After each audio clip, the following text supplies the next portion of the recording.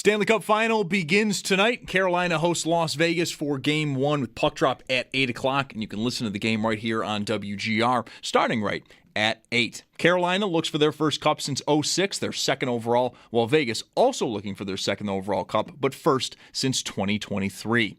We also had some award news in hockey. Rasmus Dahlin finishes third for this year's Norris Trophy. Zach Rowinski of Columbus wins this year. Cale Makar of Colorado comes in second. And then Nashville, they get their general manager, hiring Chris McFarland from Colorado. And with that, the Avs president of hockey operations, Joe Sakic, will resume GM duties, and all signs are pointing to Jared Bednar remaining as head coach of the Avalanche. Media day today for Bills OTAs. Offense coordinator Pete Carmichael Jr. spoke with the media before practice. We'll get the latest on today when Sal Capaccio joins the show at 5. And if you do want to listen back to what Carmichael had to say, you can do so on the Odyssey app or our website, WGR550.com. There's one other football note today. Seahawks sign edge Derek Hall to a 3-year, $42 million extension. That deal does include $21 million guaranteed. And then in baseball, Bison's on the road versus Worcester. First pitch at 6:05. That game can be heard on our sister station, the Bet 1520. While in the majors, Yankees host Cleveland at 7:05. 7:15, the Jays are in Atlanta versus the Braves. And then out west at 9:40, the Mets, they take on Seattle. That's Paddock Chevrolet Sports Update. Paddock Chevrolet with you for the extra mile since 1935. I'm Zach Jones for West New York's Voice of the Fan, WGR.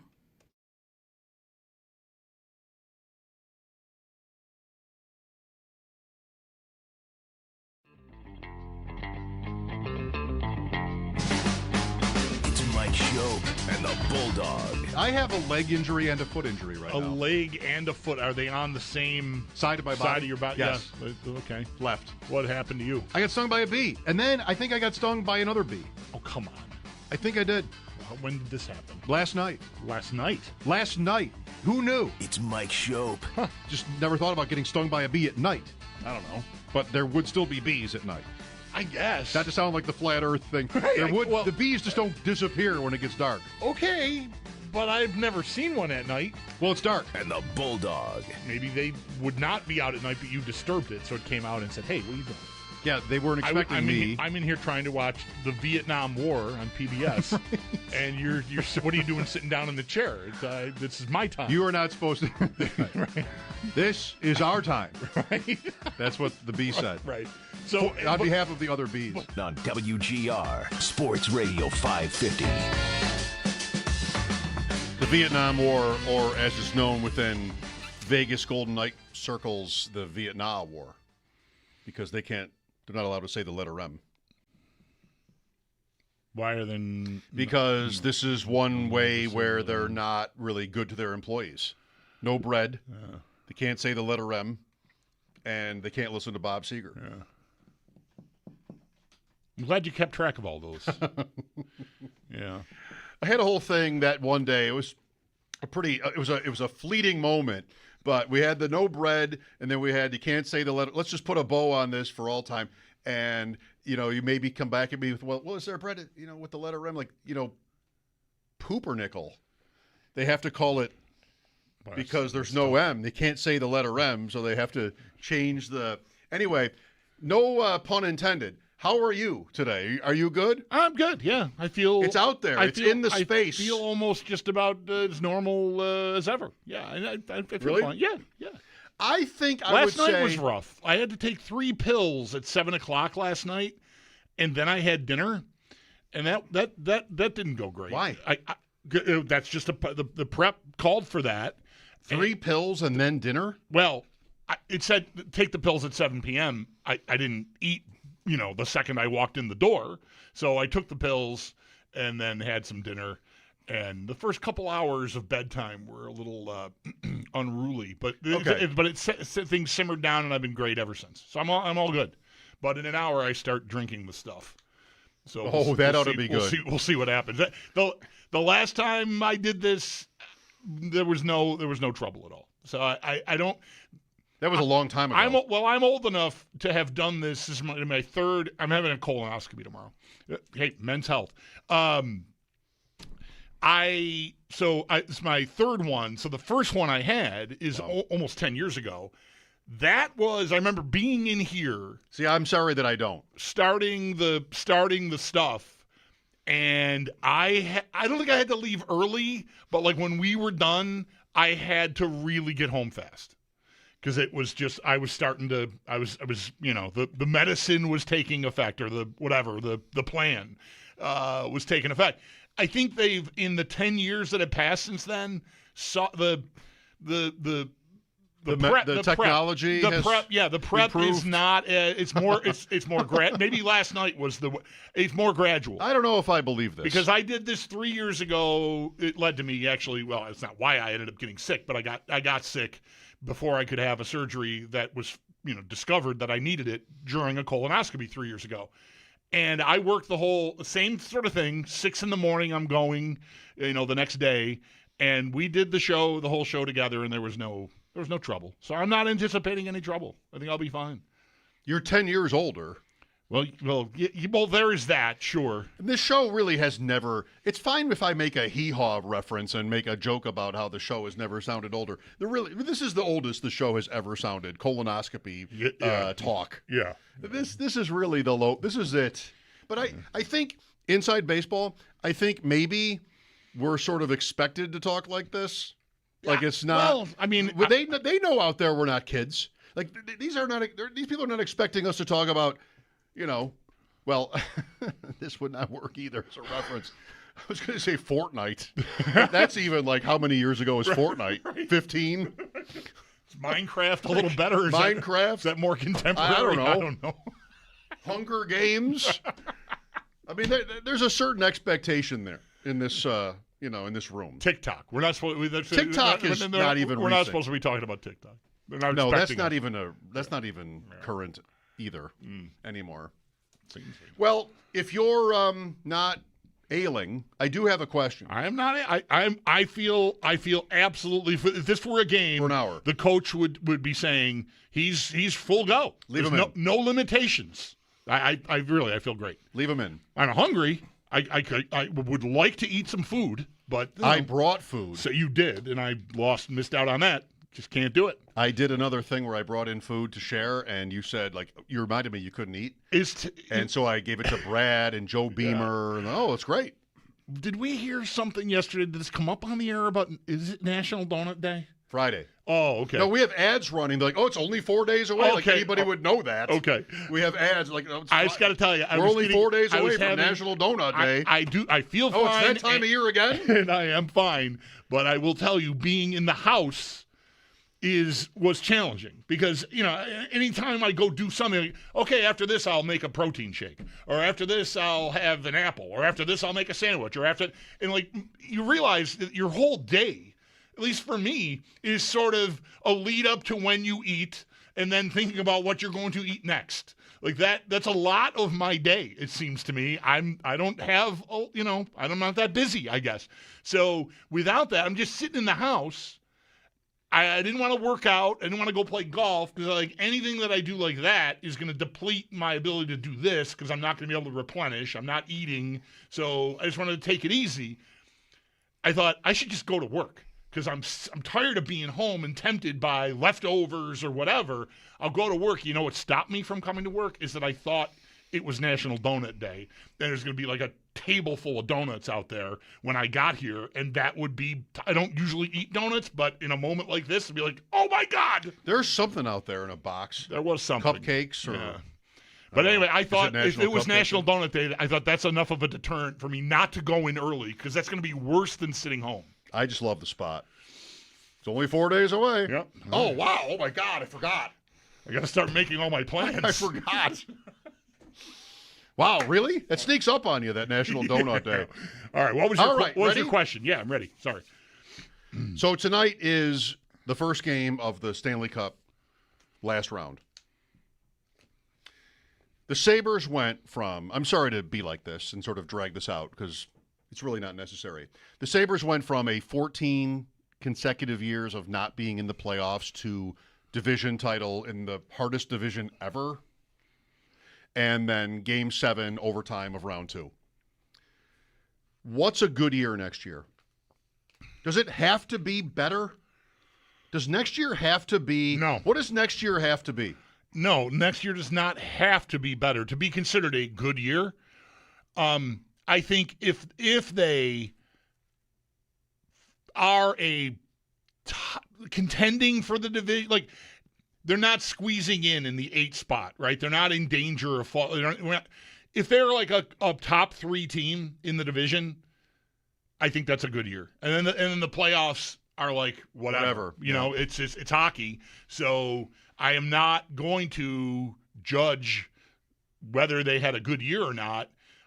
To me, the most important thing they can do between now and the beginning of next season, and then even into the start of next season, is look like what we saw for 5 months is real.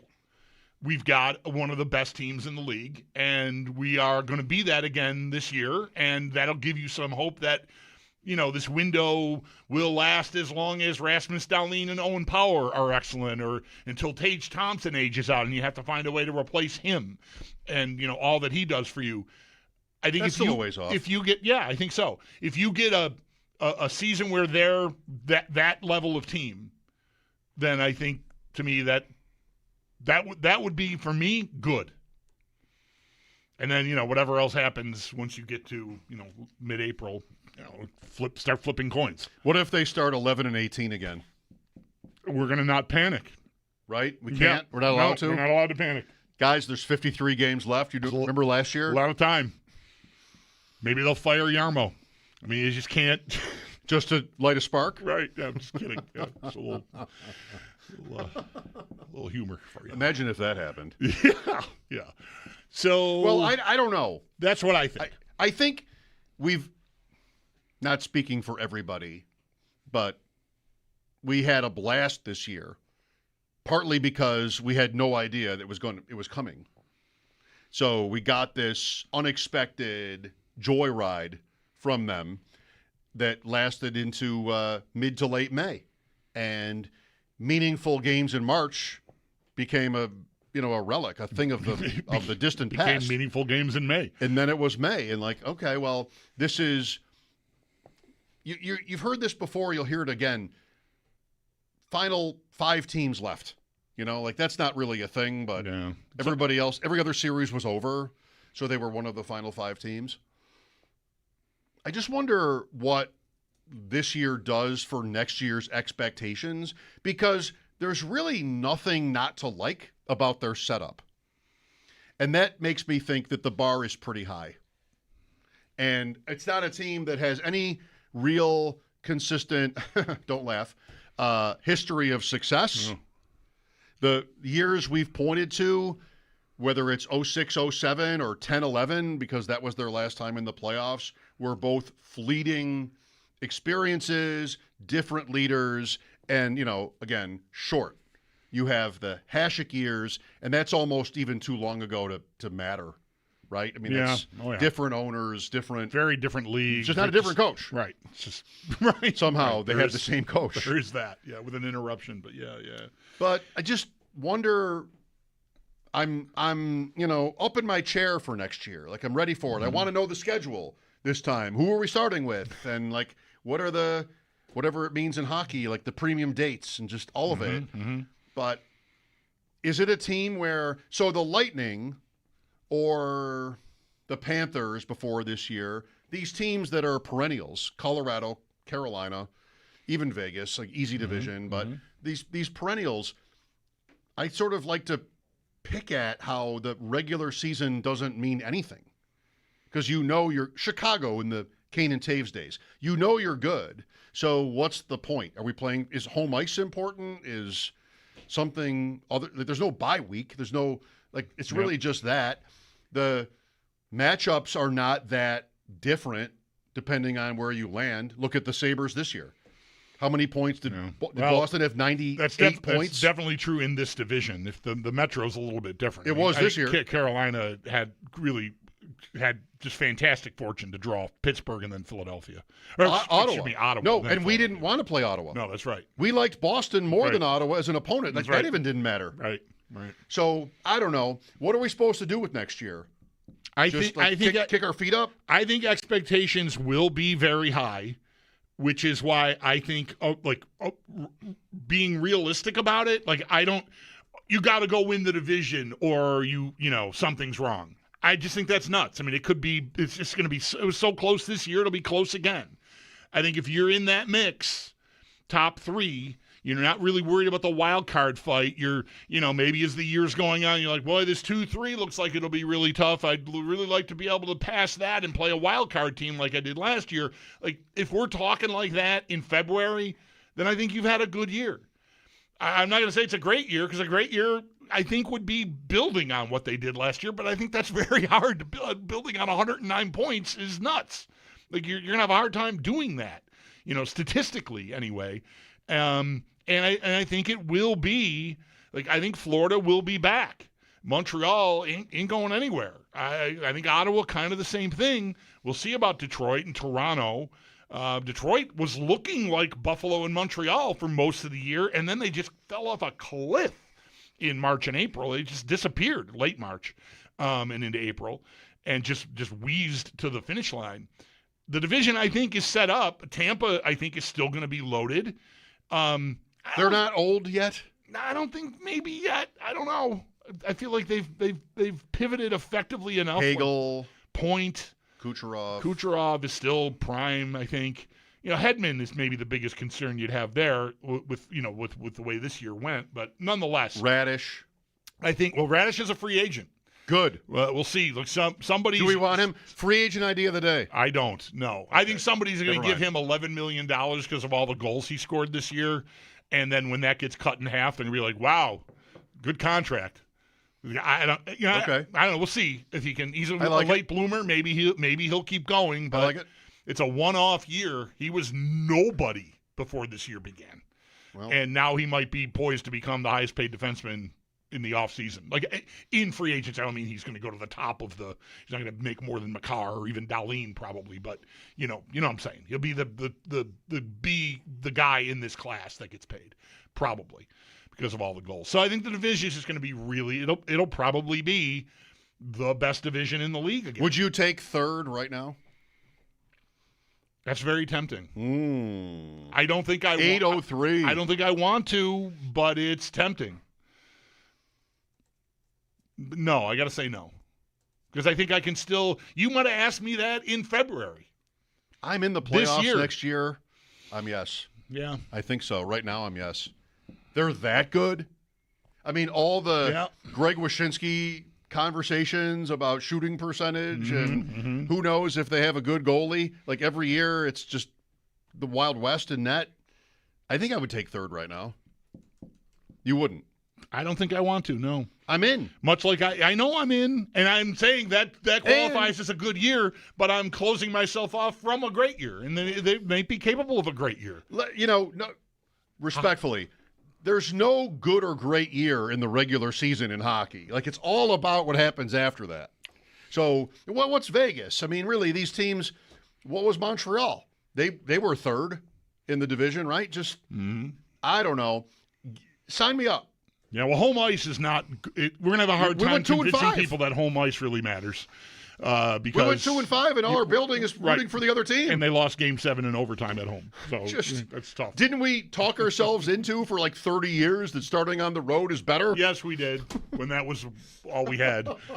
That's absolutely right, we did. I don't know. We did. Give me third next year. Give me third in the Atlantic right now. I guess I want to experience it, but I would take it. You would not. Interesting. I think I want to roll. I want to roll the dice and hope for better. But it's one of the best times you've ever asked that question. Oh. I think because I'm already telling you. I think top 3 means you've had a good year, and so if that were to be the outcome, I'd be happy because I think they would have had a good year. You just want that first game against whoever at home, and I don't know why that means anything. Yeah. Like, it's just, we're just sitting with this for the first time. Right. I mostly just want to enjoy. See how much difference is there being one of the best teams in the league again. I mean, Montreal was one of the best teams in the league this year. They finished 3 points behind the Sabres. Do they have 106 or whatever they had? I don't remember the numbers. Sounds right. That was one of the best teams in the league, and they finished third. So I don't know. It is 106. I have a feeling you could probably press me into. I can get you there. I think you could get me there. I think you could get me in that car. I'm driving off a lot in that car. I'm pretty sure. I think every team in hockey should take that deal. Third in their division? Yes. Home teams win 54% of games. Do home teams in this playoffs even have a winning record? I don't know. Maybe not. Boy, midway through round 2, they did not. I was keeping track of it. At one point, I think it was 32-37 or 32-35, and then, Vegas romped, Carolina romped. It probably didn't really change. I think I'd be pretty confident in saying that I think home teams have a losing record these playoffs by a game or two. Mm-hmm. I think that next year has to be the same thing. I think that's probably right. So, yeah. And, we're the problem.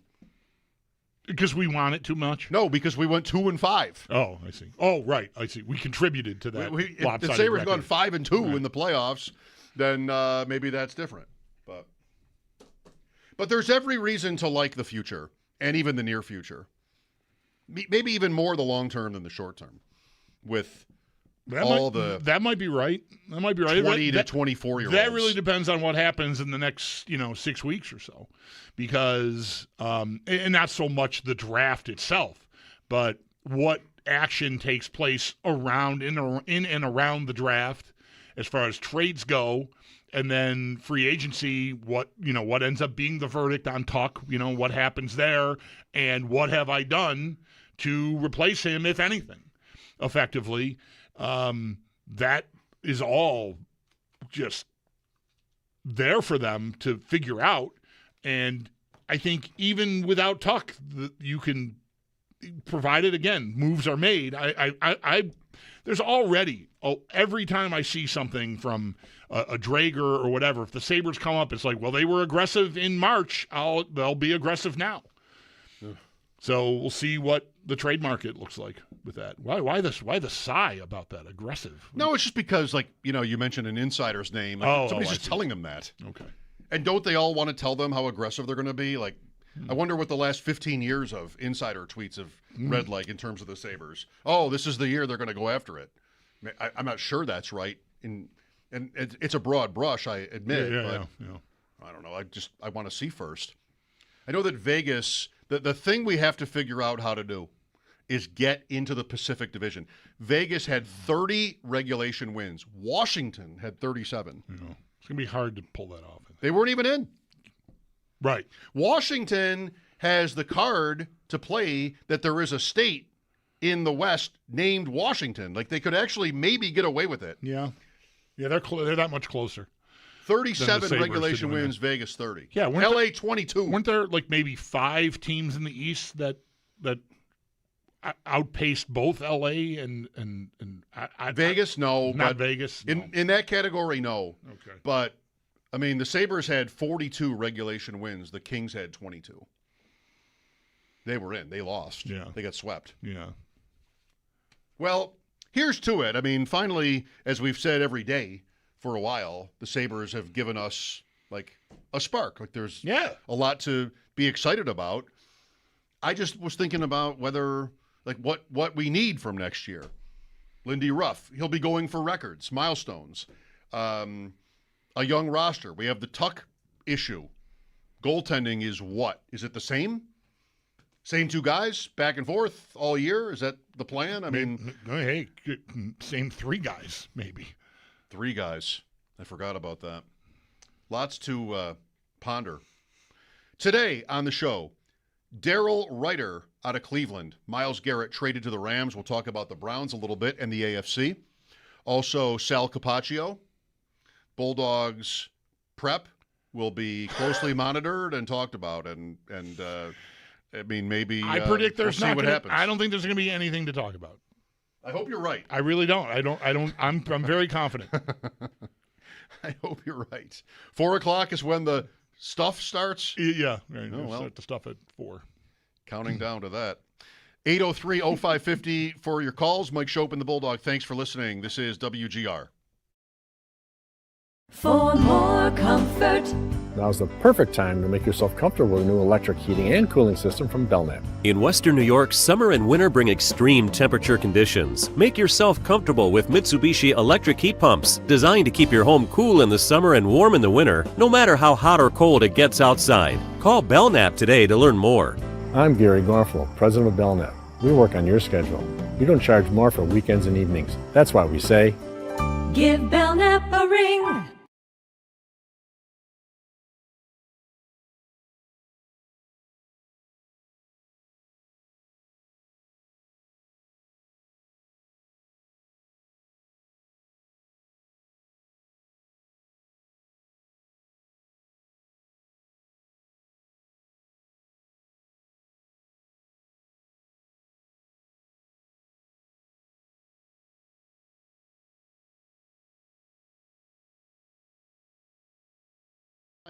Just go to my look. This won't be hard. Just search it. Just like, hello, phone. Where is Mighty Ducks Game Changers? Like Disney Plus.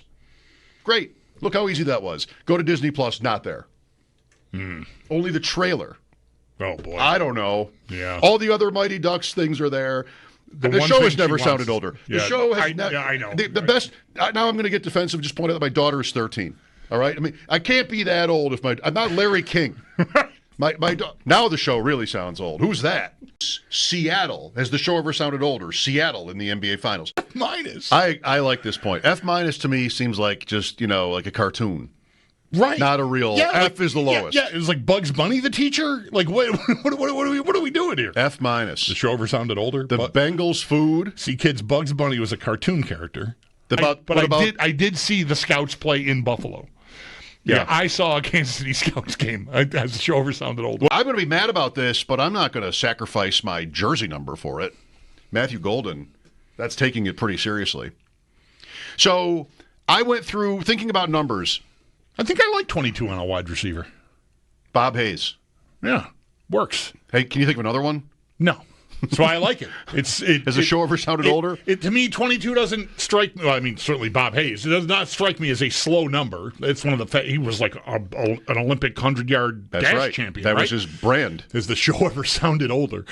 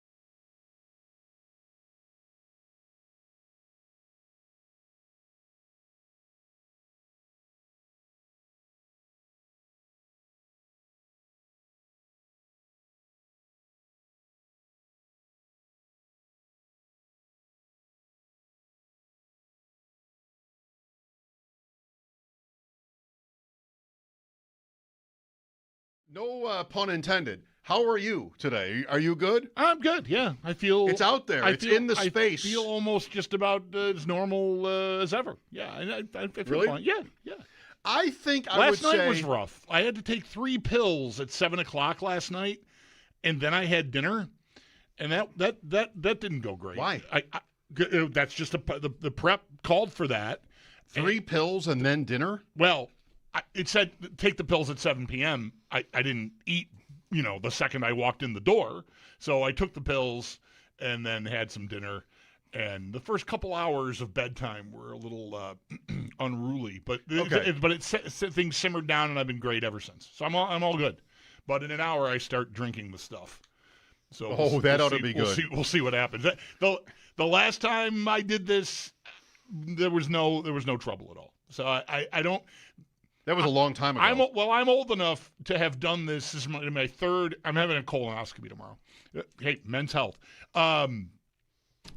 It's my third one. So the first one I had is almost 10 years ago, That was, I remember being in here. See, I'm sorry that I don't. Starting the stuff, and I don't think I had to leave early, but like when we were done, I had to really get home fast. Because it was just, I was the medicine was taking effect, or the plan was taking effect. I think they've, in the 10 years that have passed since then, saw the technology has the prep improved. is not it's more maybe last night was it's more gradual. I don't know if I believe this. Because I did this 3 years ago. It led to me actually, well, it's not why I ended up getting sick, but I and Josh start to make a connection, and the one thing I know is they go out there and they're learning each other a little bit, and I think that if you watch a rep, let's say we're throwing routes to the receivers and it just doesn't feel right to Josh and or DJ, they're going to make sure they get that rep again and make sure that it feels right for both of them. But he's smooth. He comes off the ball, and sometimes it feels like and all of a sudden he's by guys. So I think that he's a great addition. Okay, get to know that voice. Pete Carmichael, longtime NFL assistant, now with the Bills, offensive coordinator. We're at a new moment here where the offensive coordinator of the Bills may or may not be relevant in our conversations. Right. You say, get to know that voice, and I'm thinking, I don't know. I mean, he's going to talk every Monday. Like, that's what Brady and Bobby. Leonard, you want? No, last year. Bobby Babbage? Bobby Babbage, thank you. Bobby Babbage and Joe Brady would talk every Monday afternoon, I think, after McDermott or whatever. There was a scheduled. So he'll do a weekly media. So we will hear from him. But there's a Boston here. Yeah, you think? Yeah. He's from Framingham, Massachusetts. Oh, Framingham. You can hear it. Like where the marathon starts. Not going to judge. That doesn't have to be a bad thing. I'm going to choose not to worry about it at all. Good. Okay. Good idea. Nope, no problem there. It is like you could listen to Babbage talk and maybe like what he sounded like, but like, what is he really pulling strings here? Right. What was it worth? Same kind of thing with Carmichael, right? With Brady being the head coach. Carmichael replaced whom as the offensive coordinator of the Saints in January of 2009? January of 2009. Bobby Hebert. Doug Marrone. Wow. So Doug Marrone left the Saints to go to Syracuse. And then we knew him after that. That's right. So I saw him in the news. Why did I see him in the news? I thought you were going to say like in the store. I saw Doug Marrone in the hardware store today. He was buying blank. Vrabel made a joke at OTAs. He had a surgery.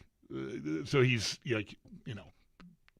Who? Marrone had surgery, like something. It was like, he'll be, Is he on the staff there? Yeah.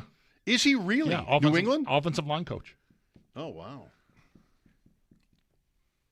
He was buying paint. That's not right. So we don't have reverse AFC power rankings today because, come on, we did it last week, and really there's just not enough stuff. Maybe tonight on ADP Chasing on YouTube, 7:30, you might see it, but not now, at least. Wow, I didn't know you were farming out our bits. Well, I probably am not, but if we get really bored and everybody's Wi-Fi breaks, then I'll just do it. Time for you to vamp. But in the spirit of the reverse AFC power rankings, like, all right, so who is the worst team? What is the worst team? We talk about the Jets and the Raiders and the Titans and the Dolphins, the teams at the top of that list, the bottom of the standings.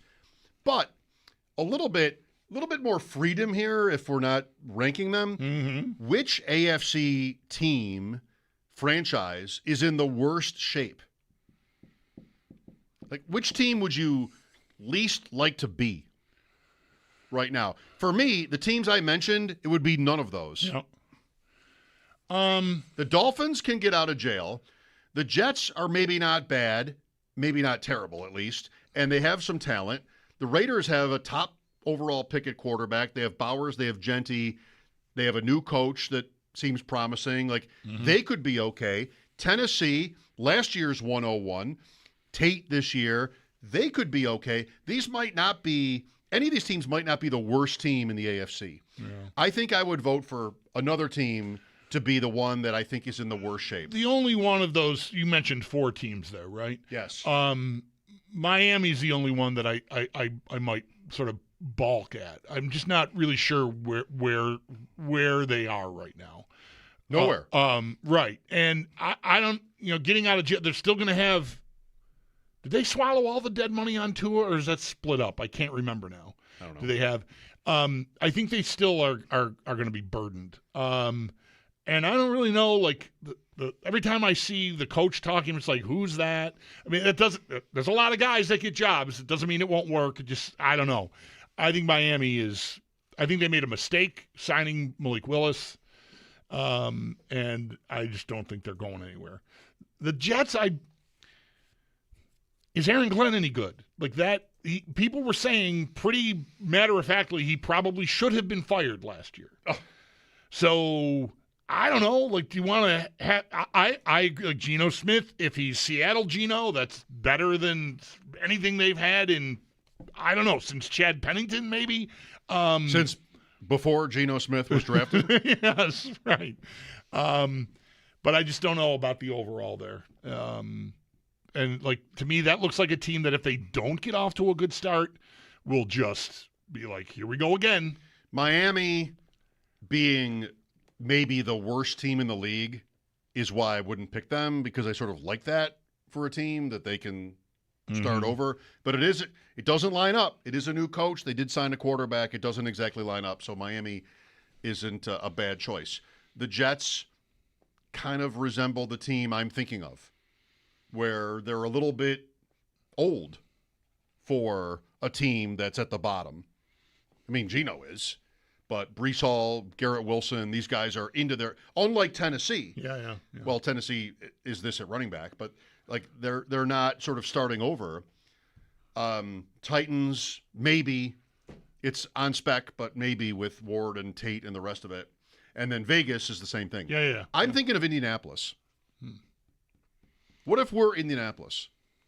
Are we despondent? Are we throwing – rocket launchers every day about the Colts? Like, what is it? I think I'd be pretty close to despondent. We're going to sign Daniel Jones off a torn Achilles, who is also Daniel Jones. Right. That's the bigger problem. I've got my best player is a running back. I traded Pittman, I don't know. Tyler Warren, okay. Pierce, okay. Downs, okay. Some linemen and defensive guy, whatever. Like, just what is it? I think if I'm Indianapolis, well, this is just me talking. Jacksonville is like kind of good. And Houston might be good. I don't like Houston as much as Jacksonville, but I might. And then who knows what Tennessee is. Like, I think I could be down bad if I'm the Colts. And if I'm going to sign Daniel Jones, which the Giants already did and went nowhere, if I'm going to do that, like as a commitment, oh my God. That's the biggest problem I would have, is that we've landed there. Like we had last year, he gave us the season no one saw coming. And okay, like you worked with him, you want to run that back off an Achilles injury. Like, okay, I just would be expecting a big sort of come back to earth. I would expect Daniel Jones to look more like Daniel Jones, the Giants incarnation of Daniel Jones. And so I feel like my ceiling there is squeezing into a wild card spot, if that. So I don't know that they have to be the worst. Jones was so good last year that maybe he's at least good enough to keep them from being terrible. But they feel a little bit like the Steelers to me, even though they're not on a run of, barely getting into the playoffs and getting their heads caved in. Maybe they would consider that an upgrade. Maybe that to them would be a good year, referencing our Sabre conversation from last segment. But as a fan, objectively, I don't think I'm going anywhere big if Daniel Jones is my quarterback. I'm hoping to tread water and it falls right, and I get in with tiebreakers or something. Maybe I'm Miami. Maybe I'm Dalton Bengals. Yeah, you're right. Exactly. Yeah. That to me is your ceiling. I'm too old for that. Which I would, It depends, I guess, on how badly you want to just be, a team that plays into January a little longer. But I don't think they're going anywhere. I don't know what they should do, but it seems pretty depressing. Just turned 29, Jones. I know that because I'm looking at ProFootballReference.com, the site that tells me that he has 3 nicknames. Danny Dimes. Correct. That's your mom knows that. Yeah. Danny Dimes. Dimes for short. That's one nickname here. There's not a separate Dimes here. Okay. Well, his last name is Jones. So, Jonesy. No? He's not a hockey player, but he does play in the Hoosier State.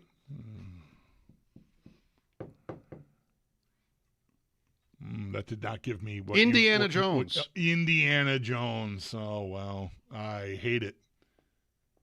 And that last one, you're not going to get it. He just got there, and you're slapping Indiana Jones on him. What are we doing here, people? Indiana Jones. That is terrible. The last one I'm not going to get. No. Okay. Well, go ahead and hit me with Vanilla Vic. we should have saved that for the very end of the show. We're not here for the very end of the show. Usually. You make a certain kind of Vanilla. point. You have these tests you have to take tonight. The tests. I got a show tonight. Vanilla Vic. Vanilla Vic. Indiana Jones, Danny Dimes. Yeah. No thanks. I was never an Indiana Jones movie fan. I did like Why not? I just thought it was boring. I did like the exhibit at Disney. Boring is an interesting choice. Oh my God. It's just these movies are so boring. Like just what? Oh, okay. The good guy. Wow. Congrats. Like there's just nothing going on there at all. There's a snake. There's a sword. The guy pulls out a sword. He shoots him. Whatever. I hated those. These movies are just so sad and terrible. But I did like the exhibit at Disney, which is like a live action thing and guns and it's kind of cool. I would not classify myself as a fan of the Indiana Jones movie franchise, but I definitely am someone who liked them and enjoyed watching them with my kids, mostly because there weren't robots with space lasers in the movies. What's the difference? No, I know, but it just wasn't spaceships and weird looking aliens. Ooh, a Temple of Doom. Yeah. Wow. No, but I did like the exhibit, and I do have hundreds, literally, of Indiana Jones cards. Oh, I believe that. Raiders. Yeah.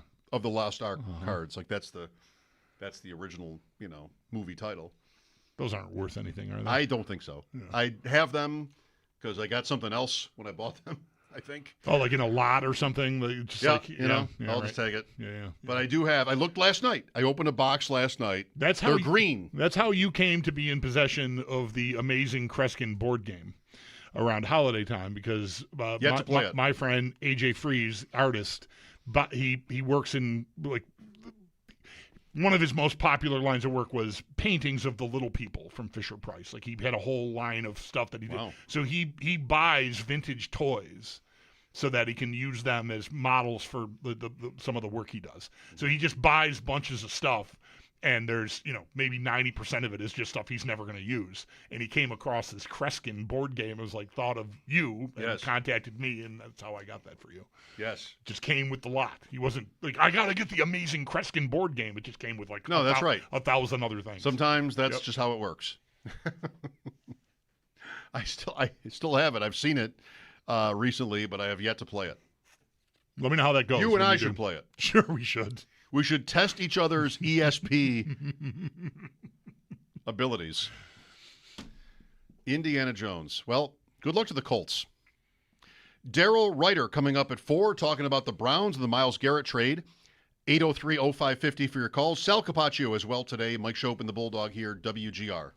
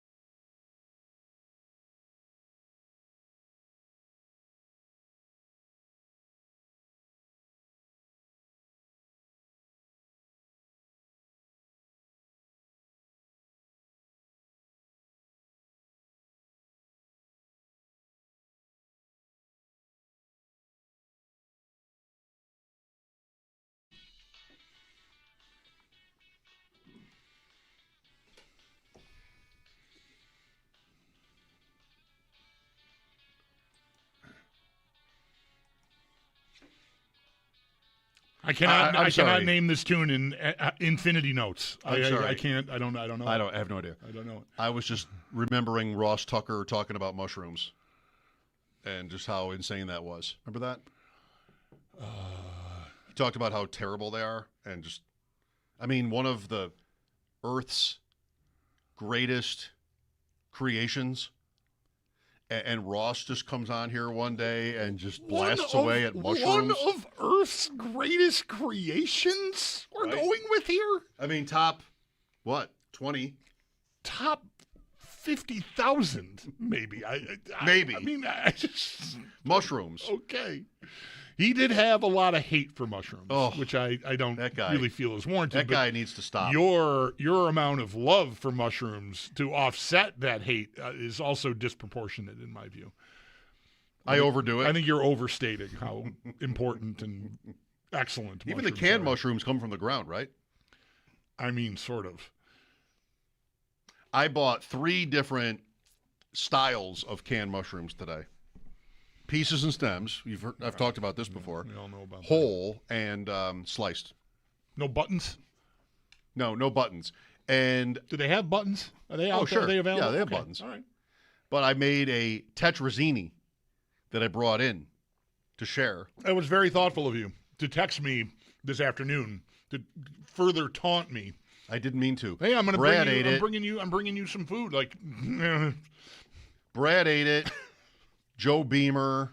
It was even within his confines, like chicken and mushrooms. When I was on the program there, Awaken 180, that was my number one. I love to cook, and this is super healthy. Chicken thighs, mushrooms. This one had pasta in it and some cream. But, he was down. Please feel free to continue to mention food items. I'll stop. Liberally. You're right. That's wrong of me. So Rasmus Dahlin did not win the Norris. 3rd place. Too bad. I thought he could have.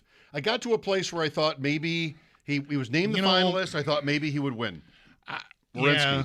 I never thought he would win. And then I felt after, we talked with people through the day where we found out about the nominations, and even a couple of national people, I think, since sort of talked him up, and I thought I was too dismissive of his ability to win. But I don't know. So am I a jerk now? I never thought he was going to. It would have surprised me if he could leap both Makar and Werenski, considering the year Werenski had. It surprised you, and I wouldn't say different for myself, that he made the finals. Yeah. So I sort of got into the narrative stuff with him, like that he had the personal trauma, and then the team was so good. Yep. I hope it's not a bad sign for Lindy. That Me too. Dahlin was way back in the voting for third place in the Norris. Is there any way he loses? Yeah.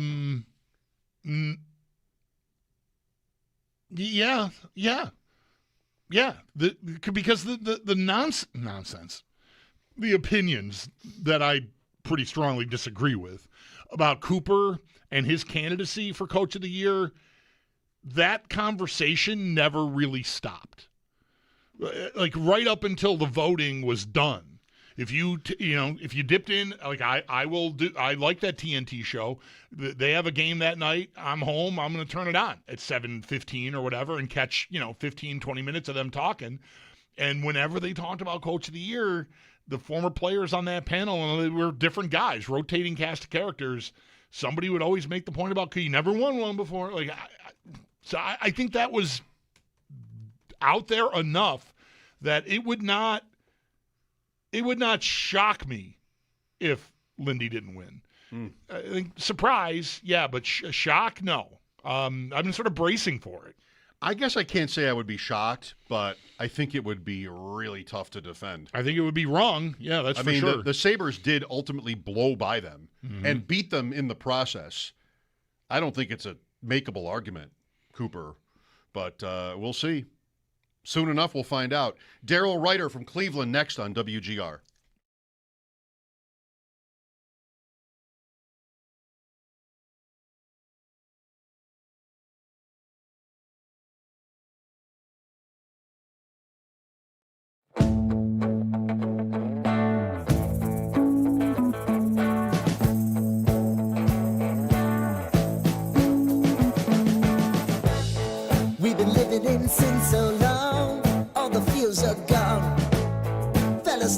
street last night, said everything's alright.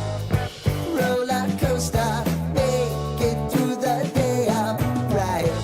It seems your meal ticket is gone, but life goes on. I could never imagine something better. Yeah, right. Now you're cooking on high heat in the middle of the street. Roller coaster, take me to a better time. Let's go. All sing your high line with the roller coaster of life. Yeah. It's time to all choose your timeline on the roller coaster of life. Oh, you seem to easily forget how to place your bet. When everyday life gets you down, you gotta steal the crown. Got to own it. Don't bitch and moan about it, please. God forbid you scrape your knees, and it's nothing to sneeze at. Oh, I've told you over and over again. You gotta get both hands around it and make your own plans. Roller coaster, it's taking over. It's about time.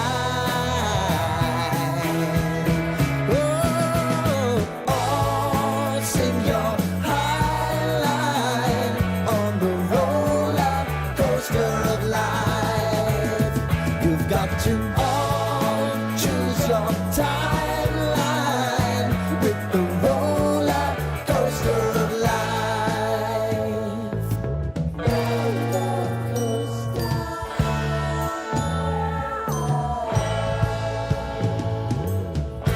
I want to go down the rabbit hole, down the rabbit hole of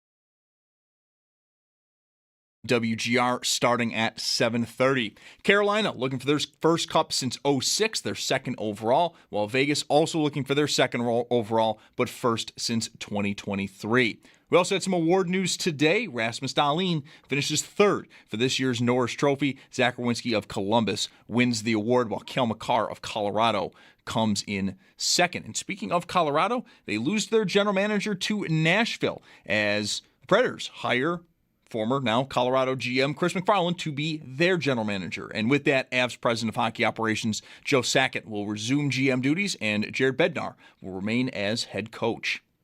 Media Day today over at Bills OTAs. Offensive coordinator Pete Carmichael did speak with the media before practice. We'll get the latest on today when Sal Capaccio joins the show in just about an hour at 5. And if you do want to listen back to what Carmichael had to say, you can do so on the Odyssey app or our website, WGR550.com. One other note in the NFL, Seahawks signed edge Derek Hall to a 3-year, $42 million extension. That also includes $21 million guaranteed. And then in baseball, the Bisons are on the road versus Worcester. First pitch at 6:05. That game can be heard on our sister station, the Bet 1520. While in the majors, Yankees host Cleveland at 7:05. 7:15, the Jays are in Atlanta versus the Braves. And out west at 9:40, the Mets, they take on Seattle.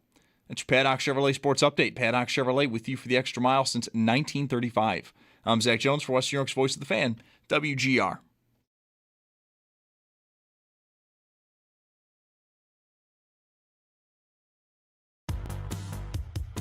It's Mike Schopp and the Bulldog.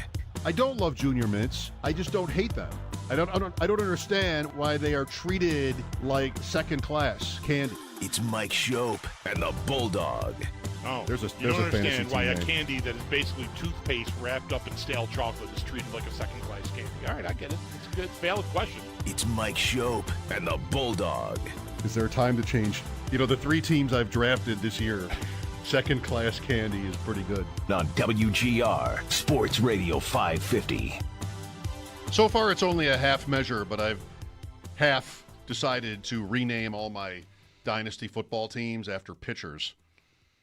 And I'm going to rank them based on, like, their, well, subjectively, my opinion of, like, their greatness. Are these pitchers going to be contemporary, or are we going back into history? No, not necessarily. They could. I mean, an active pitcher could. DeGrom, like, he could make the cut. But I'm just going to sort of, like, Jim Palmer came up numerous Jim times Palmer. on the air and off yesterday. I want to name a there's team one after for you. Jim Palmer. All right. Shouldn't I? Cakes. Sure. Cakes, as he was known as a nickname. Cakes. Let's see, now that I know. I'm not naming a team Cakes, No, but don't I do might name a team Jim Palmer. Be on the lookout for that in your dynasty streets. Okay. If somebody in your league has renamed his team after an ex, probably a Hall of Famer, Major League pitcher, that could be me. So your journey is underway here, right? We're off and running? Oh, yeah. Yeah, doing great. So Daryl Ryder, who's been on with us many times, we love to have Daryl. First thing on his Twitter bio, 29-year sports media veteran. Wouldn't you think, Bulldog, that qualifies Daryl to join the conversation about your colonoscopy prep today? Like, if Daryl's not yet to that phase of his life, doctors are probably upset with him. You should do something about it, Daryl, if you haven't. A little PSA time for everyone here. Just at this minute, Bulldog took the medicine. It's not medicine, is it? What is it? It's a Dukalax is what it's called. I think. Okay, Daryl. No, Miralax. Yeah. Dukalax were the pills that I took last night, and that was uproarious is a word. This, wow. I think, will be fine. Daryl? I was going to say that the fact that you're working today is a testament to you, but I would advise everybody to steer clear of his path to the restroom and also steer clear of the restroom he's using. Yeah, I think that's probably right. He's closer to the bathroom than I am. I don't think I'll be in your way. It's delicious. I wish I had more. I wish I had more to share. You said a lot there. I don't think I would work today. The colonoscopy. Yeah, me neither. No, the one I had was on a Monday, so the prep was all on an off day. I mean, I care enough about my responsibilities here to sort of plan for that. But you do too, because you're here today. Yeah. Well, I'm taking the day off tomorrow because I think I'm despite it being early in the morning, I think I'm going to be pretty high when it's over. So hey, Daryl, thanks for being on our show. Not that would be real different.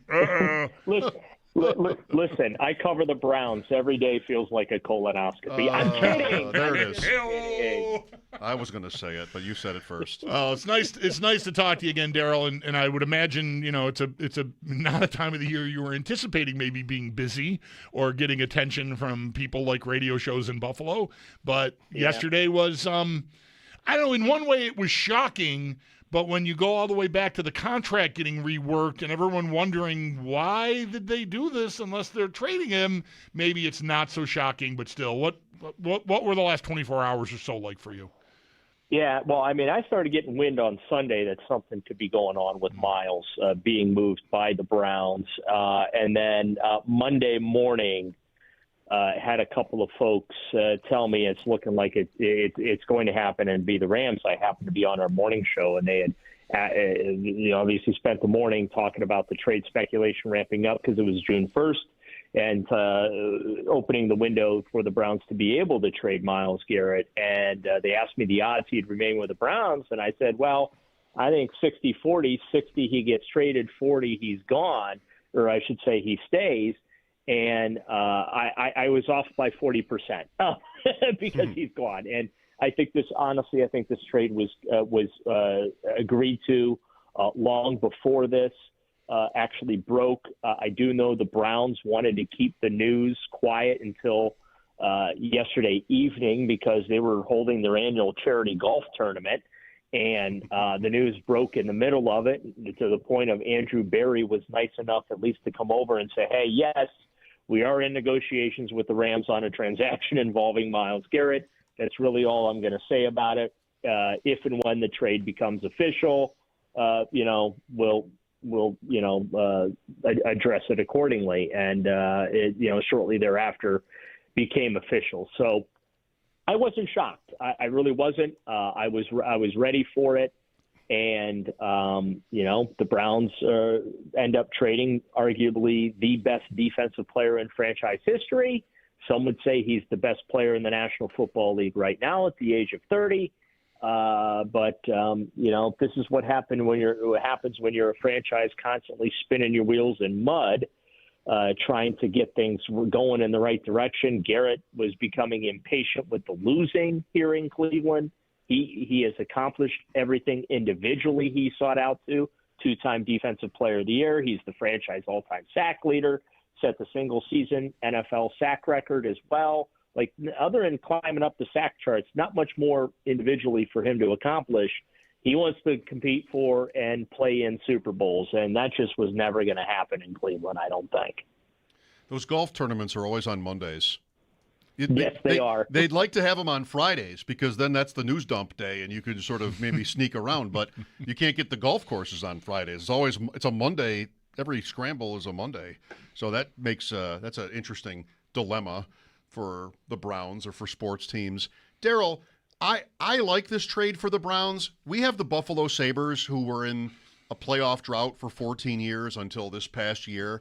And a lot of even when the Bills were in the drought they were in, a lot of the calculus for me is like, well, in a vacuum, I like this, but if I'm the GM, if I'm the organization, there's been so much losing that I think somebody eventually wants to say enough already with the trading for draft picks and such. The Browns do get Jared Verse here, and I think that's probably a tipping point in this trade, in my opinion. Like, it makes it that much more exciting or palatable or whatever. I don't know. I feel like I want to defend the Browns here, but does there come a point, are we way past it even, where you just can't? Well, I too have been defending the Browns a little bit. There's a lot to unpack with this whole situation. I mentioned about Myles being frustrated with the losing. We know what he did last year at the Super Bowl, where he just took a blowtorch to the franchise in a very public fashion multiple times. The Browns then rewarded him with a big pay raise and contract extension. And I got to tell you, when I was driving back from Akron, Ohio, back up to Cleveland yesterday, I was thinking about that day when usually contract extension days are a very joyous occasion, right? And I was looking back on that day, and you know what? It really wasn't a joyous occasion. I mean, Miles played the part. He seemed to pretend to smile and be happy, but I could tell he wasn't happy. That was not the result he was hoping for, but at least he had gotten paid his market value. And so I felt like this thing was just rowing in this direction for the last 12 plus months. Andrew Barry was insisting that he was not going to trade him last year. That's what he said this morning. And Jared Verse is why he made the trade. That was the player he wanted. And the Rams kept saying, no, you can't have him. And, my question is, okay, if Jared Verse is that great, then why did you have to trade him for Myles Garrett? Because he's younger, he's cheaper, under control as well. So that's a question that in my head I asked. But at the same time, you look at Jared Verse, he's a very good player. Third in pressure since coming into the league behind Micah Parsons and Myles Garrett. So that's good. No, he doesn't have the sack numbers that Myles Garrett has, but he does play well in the run game as well. And look, you're never replacing Myles Garrett. They're not getting another Myles Garrett. And I've been trying to explain to Browns fans a couple of things. One, if you traded for Jared Verse straight up, the Rams want 2 first-round picks. And do you really trust the Browns to find a player of Verse's caliber in the draft with one of those first-round picks? The answer you're looking for, ladies and gentlemen, is absolutely not, okay? Because their history is what their history is, although Andrew Berry has had 2 very good draft classes here. So all that being said, it was very clear listening to Andrew Berry talk today. Verse was the key to the trade. It is what pushed this over the top for him. They do get additional draft capital, a first, a second, and a third. Starting next year, a first, 2028 the second, 2029 the third. It gives him some more ammunition so he can go ahead and trade up next year for a franchise quarterback in the upcoming draft. And that's what the Browns ultimately need to do, because I think it's pretty clear they don't have still, after all these years, an answer at that position in-house. Forgive me if I missed this through the early part of the afternoon, Daryl. Has Verse shown up there yet? And if not, when is he expected to?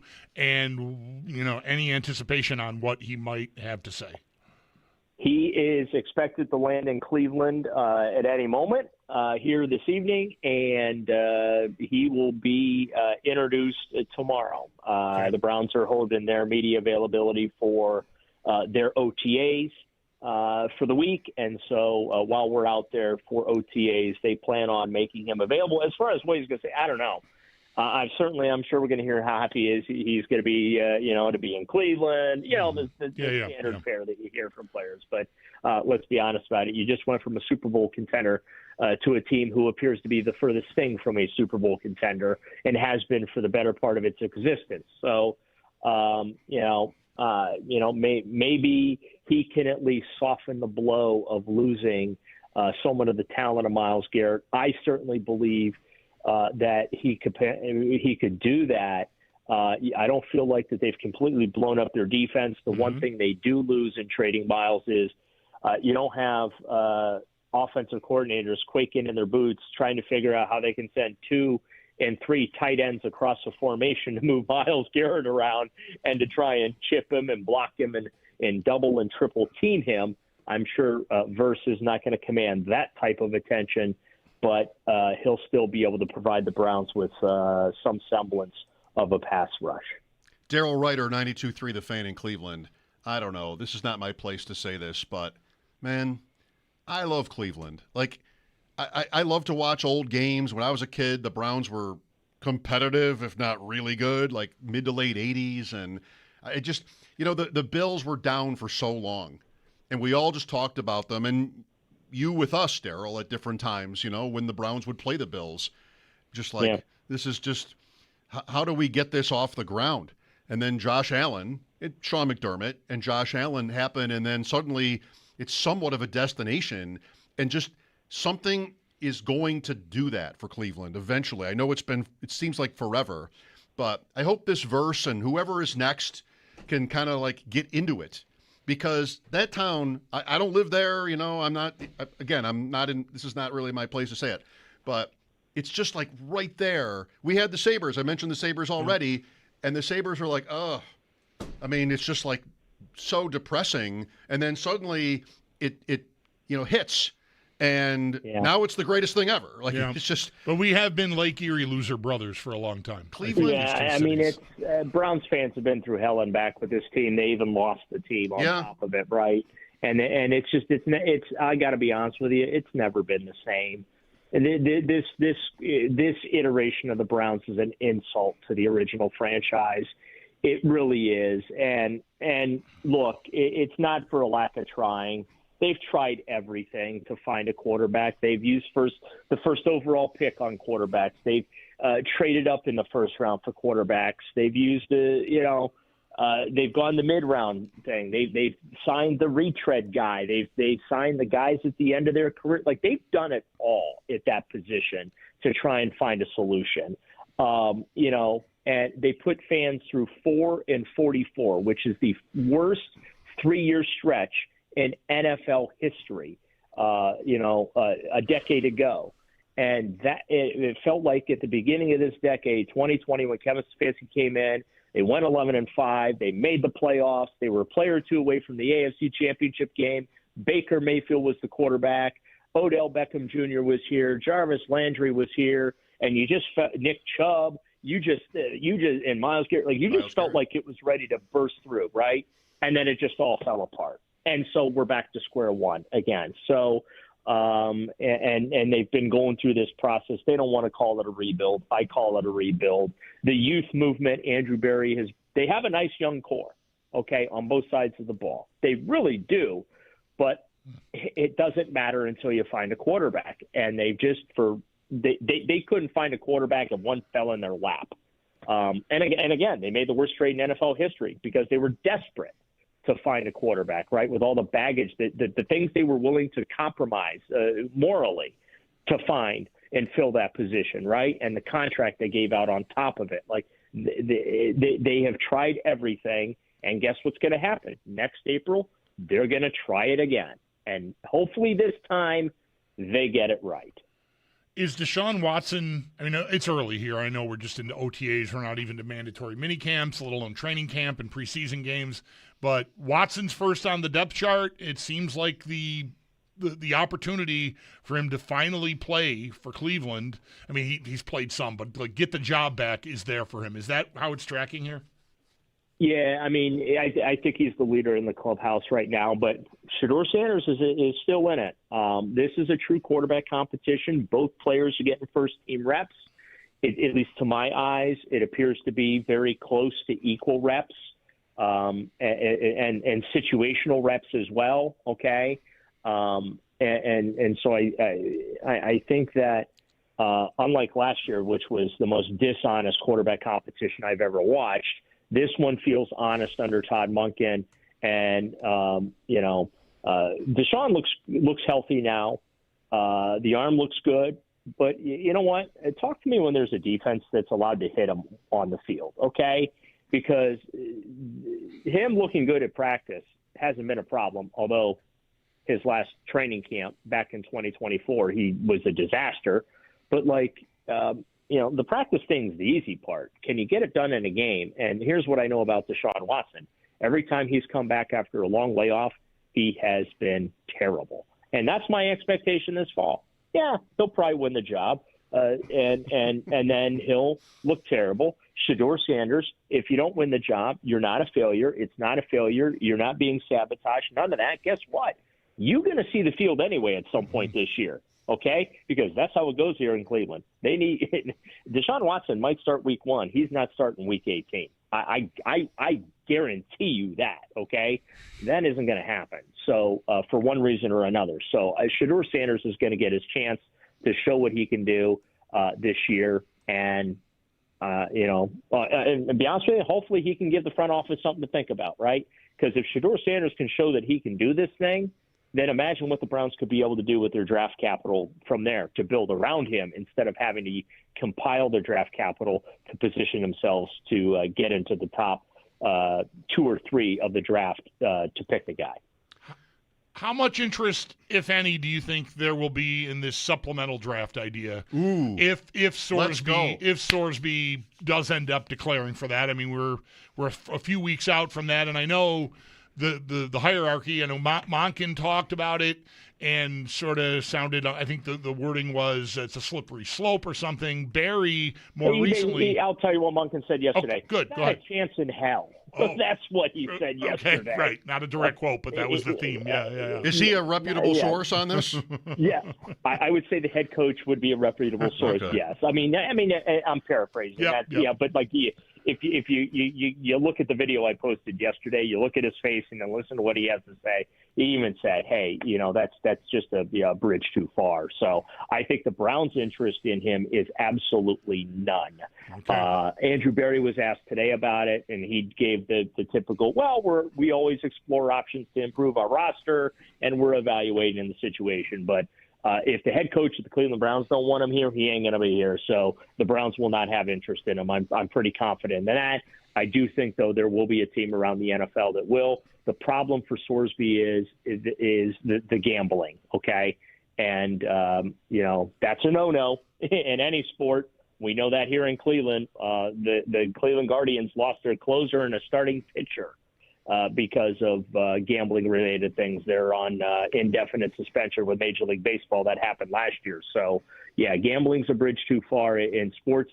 They'll tolerate other unsavory off-the-field behavior that involves the abuse of people. But, hey, you start betting on stuff, well, you're persona non grata. And yes, I'm laying the sarcasm on really, really thick because, it's appropriate. Yeah. And in fairness, gambling, when you're talking gambling, you are talking about potential compromising the integrity of the game. And so I get it. I do understand it. But also at the same time, I kind of wish the NFL had the same, shall we say, passion and disdain for other behavior as they do, the gambling aspect of it. What are you saying? All these ads are like a sign that maybe the league is complicit? Is that what you're saying? Yeah. I mean, I don't know. You're saying that the league is not completely making a stance that it's absolutely reprehensible behavior? Is there maybe a double message happening here? Yeah, and like I said, I wish their standards when it comes to the behavior of players off the field is equally as strong because, as we know, they've been very inconsistent in that regard, depending on where you fit on the scale of being really, really good or, being a fringe player. What do they say? Performance breeds the tolerance, right?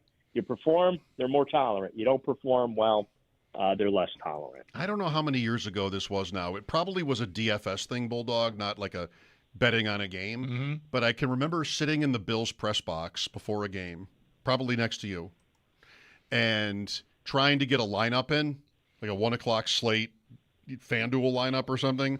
And it wouldn't the Wi-Fi would not let me do it. Blocked from the stadium. And I just happened to look up across the field, the players were on the field warming up, and the biggest sign in the world, FanDuel.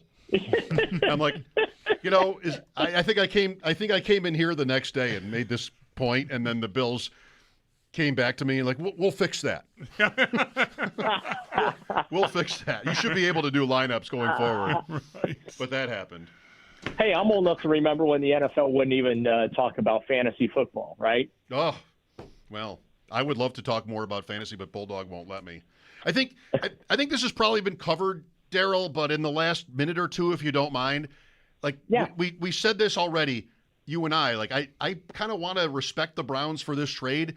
What is where's the meter landing on Andrew Berry at this point? Is it just completely so far gone that the fans won't listen to him? I guess he spoke maybe today about this trade, or I mean, he gets another chance here to, fix it as the GM, and that's not a chance every GM on a team that's been losing gets. And especially with this ownership group, which has the reputation of being very impatient, and I give them credit. And also, too, the ownership is very active within the organization. But, this is Barry's 7th year here. He's getting an opportunity to kind of put this thing back together. Some moves that he has made just frankly haven't worked out. And obviously that started with Deshaun Watson, right? But he has had two really good drafts. These last 2 years, he has last year's rookie class was really impressive. Carson Schlesinger, Quinshon Judkins before he got injured was fantastic. Just all around an outstanding class. And then this year with Spencer Fano, the fact that they got Casey Concepcion and Boston in here, like there is a real good, sound, solid young nucleus here. Fans, not all that interested, I think, right now. They're frustrated. They're angry today that Myles Garrett was traded. They'll get over it. They always do. But Andrew Berry has a little bit of a new lease on life and a little bit of a leash from the ownership group to get this thing on track. They understand where they are and the pivot that they've made in the team building process, and they believe that Andrew Berry is the guy to get this thing on the tracks and rolling in the right direction, and they're giving him every opportunity to do that. Interesting.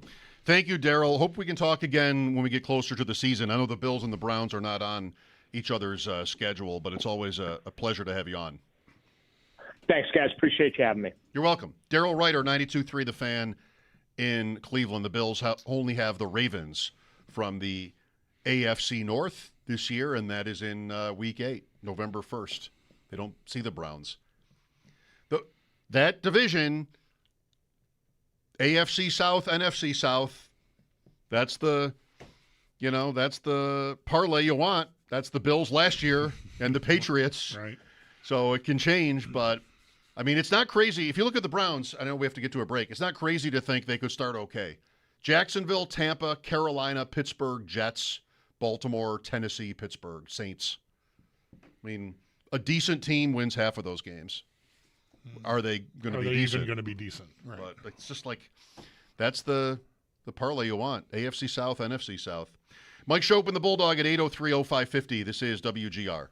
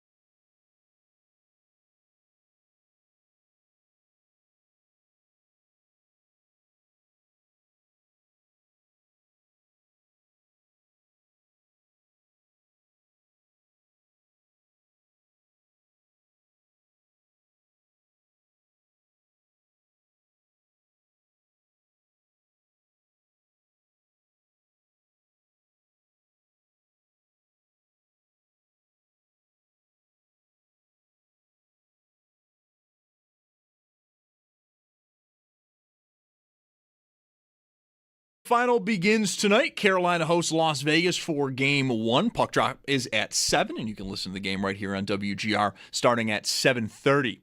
Carolina looking for their first cup since 2006, their second overall, while Vegas also looking for their second overall, but first since 2023. We also had some award news tonight. Rasmus Dahlin finishes third in this year's Norris Trophy voting. Zach Rowinski of Columbus is the winner, while Cale Makar of Colorado comes in second. And then sticking with Colorado, Nashville gets their general manager, and they do so by hiring now former Colorado GM Chris McFarland. And with that now, the Abs, President of Hockey Operations Joe Sakic, is going to resume GM duties, and Jared Bednar is going to remain as head coach. In football, we had media day over at Bills OTAs. Offense coordinator Pete Carmichael did speak with media today before practice. We'll get the latest on today. Sal Capaccio joining the show in just about a half hour at 5. And if you want to listen back to anything Carmichael had to say, you can do so on the Odyssey app or our website, WGR550.com. And while yesterday was the day of trades, today is the day of extensions. Pittsburgh signs linebacker Nick Herbig to a 4-year, $100 million extension. $42 million of that is guaranteed. And the Seahawks sign edge Derek Hall to a 3-year, $42 million extension that does include $21 million guaranteed. And then in baseball, Bison's on the road versus Worcester. First pitch at 6:05, and that can be heard on our sister station, the Bet 1520. That's your Paddock Chevrolet Sports Headlines. Paddock Chevrolet with you for the extra mile since 1935. I'm Zach Jones for West New York's Voice of the Fan, WGR.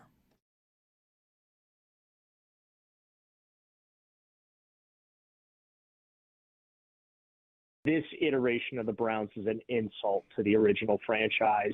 It's not for a lack of trying. They've tried everything to find a quarterback. They've used the first overall pick, traded up in the first round for quarterbacks. They've used the mid-round thing. They've signed the retread guys. They've signed the guys at the end of their career. Like, they've done it all at that position. I was kind of nodding through that. It's a strong take, but I wasn't ready to fight it. This iteration of the Browns is an insult to the prior one. Kind of. I get it. I mean, I feel like he's sort of, that's fair. Non-derogatory, or is it derogatory? That's fair. I think they've earned that sort of commentary from someone who covered both iterations. It's not for lack of trying. There are times when teams lose, and it is for a lack of trying. Yeah. But Daryl Ryder, 92.3 The Fan in Cleveland, won't go that far with these Browns. They have had 3 double-digit win seasons since returning to the league in 1999. 2007, 10-6 wasn't good enough. That might have been the year where they beat the Bills in that snow game. 2007. Yeah, I think that's right. I think that was that year. 2020 is we talked about it with Daryl, like the Mayfield year where they lost to the Chiefs. They were close. Yep. They blew out the Steelers, and then, yeah, there's a play, I don't know if it's Mayfield or someone else, there's a fumble near the goal line that could have been ruled that was a touchback or went out of bounds, and I think it went against the Browns, whatever it was. They were very close to maybe even taking the lead late in that game on that play. If I remember right, I don't know if that's maybe I might be mixing stuff up. Anyway, they were very competitive in that game. Yeah. And then in Houston, the wild card 3 years ago with Flacco, where they got blown out. It was a disaster, right? They had just gone to Houston and beat them, and Amari Cooper had like a career day. And then not so in this game. 2 pick sixes. Yep. Yeah. In the third quarter. Kind of ended it. Yep. The Browns. Thanks to Daryl for joining us. Tonight, game 1 of the Stanley Cup Final. I'm going to say go Carolina. I don't want to have like a serious flag plant on who to root for in the series because I'm not that interested in it. But I kind of like the idea of Carolina winning more than Vegas winning. Do you need to know why?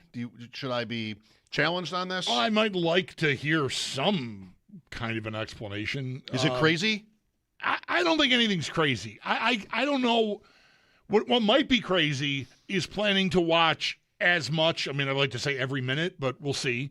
But I want to watch it, but I don't think I can live with. I'm going to be unhappy no matter what happens. I hate Carolina. I mean, I hate their anthem singer. I hate everything about them. Vegas, and it's hardly even Eichel at all at this point. The goalie, this questionable, I've mentioned a few times over the last, week or two as they were looking like they were going to get there and then ultimately did get there by getting through Colorado. Like this, how they treat people. It's not so much how they treat the people that work for them, although they're certainly doing a number on Bruce Cassidy, the coach they fired with 8 or 9 games left in the regular season, and they won't let him interview for other jobs, which is treating people who work for you poorly, no doubt. Well, used to work for you, they fired him. It's more like the stuff with the media, like they just act like they want you to think they're villains or that they actually are villains. And they've never really allowed Carter Hart to answer questions about his situation that happened. I mean, he and teammates from the junior team many years ago were exonerated in court. They were not found guilty of gang raping this woman who accused them of that. But they have cut off any opportunity for him to elaborate on what he's learned, what he's gone through, how he's become a better whatever. He says he had a media availability, I think yesterday, and he makes a statement, and then there's a follow-up question, and it's just here comes nope. That's all we have to say about that. These will not allow for him to, I guess, answer questions about it. Period. And that's in addition to not making players available after they won their second-round series and the fine and the draft pick. So they've accrued a reputation for just doing whatever they want, but it's not so much that they treat their people poorly. It's that they're treating people who are trying to do their jobs, I think, poorly. Media, largely. And, I don't know. I don't have a huge axe to grind about that, other than I just think they come off like jerks. Anyway, I don't like either team is all I'm saying. I can't root for Carter Hart.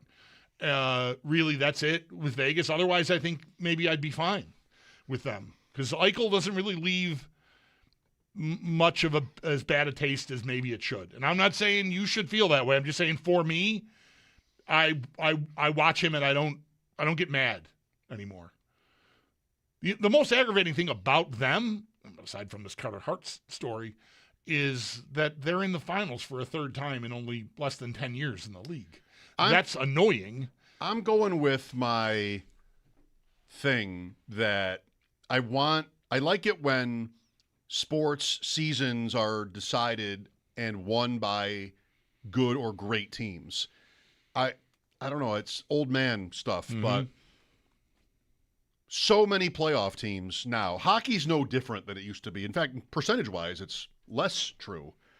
But hockey is also so random and so close between 1 and 8. We saw that this year. The disparity between divisions and everything. Carolina was an excellent team all year, and Vegas was not. They were just not really good at all. They were just mid. Mm-hmm. And I'd rather a team that I guess deserves it win the Stanley Cup, not just because they play in a certain time zone. So I know, I mean, I'm going a little far, but I like that. And I kind of will say, too, this is not analytics, but in terms of the Sabres, if a team in the East wins, then maybe they're a little bit softer the next time.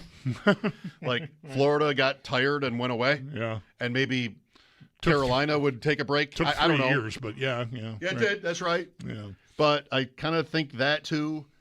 I have no Eichel issue at all. Yeah. I think Vegas, whether you want to call them a villain, I think you can. The ruthlessness of that organization and making that coaching change, I don't want to root for that. I even knew Tortorella. I don't want to root for that, though. Like, to me, I mean, there's nothing – it's not against the rules. Right.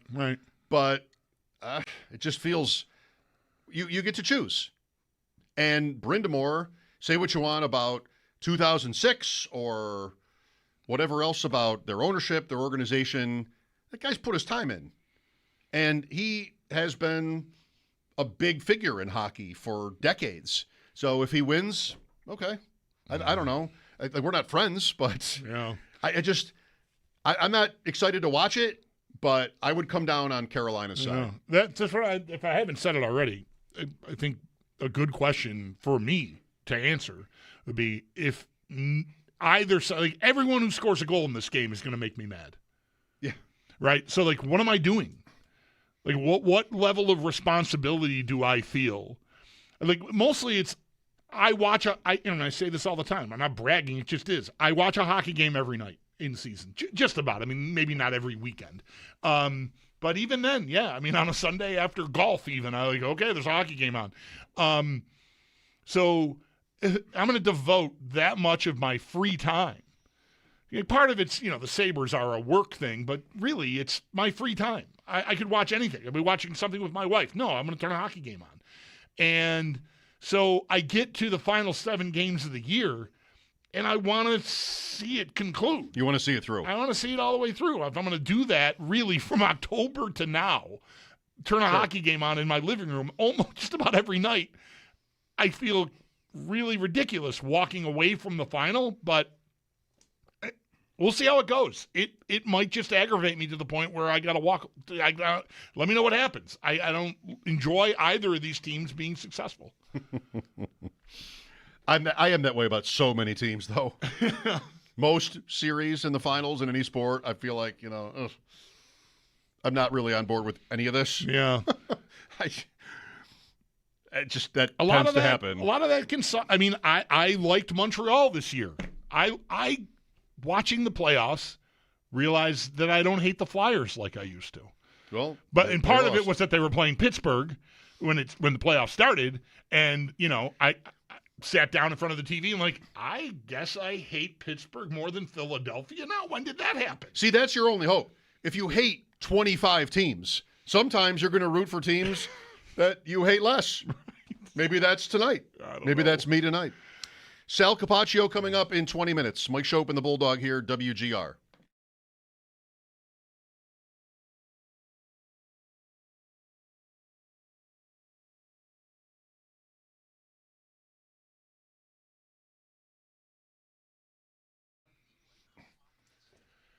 My friends at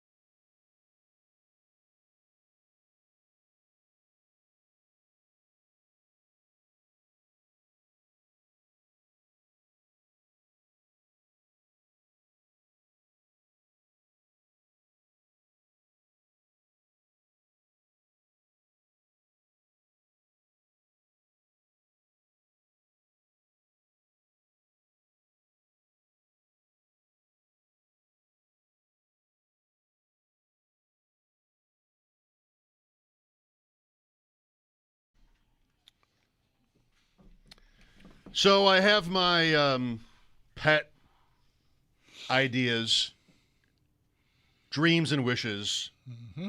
Like if sports were cool, things like this would happen. Drafting your playoff opponent for one. Right. Mm-hmm. Also, teams offering their number one pick in the next draft for someone else's number one pick, which is essentially just like we're going to be a better bet. than you next year. Yeah, right. Who would be the team this year if you were the Bills and you had this sort of wanderlust? You had this kind of, the nerve. Who would be a team that might do it? Most teams wouldn't because the Bills are supposed to be better than most teams. Is there a team that would say yes, that would make this kind of fun? Seattle?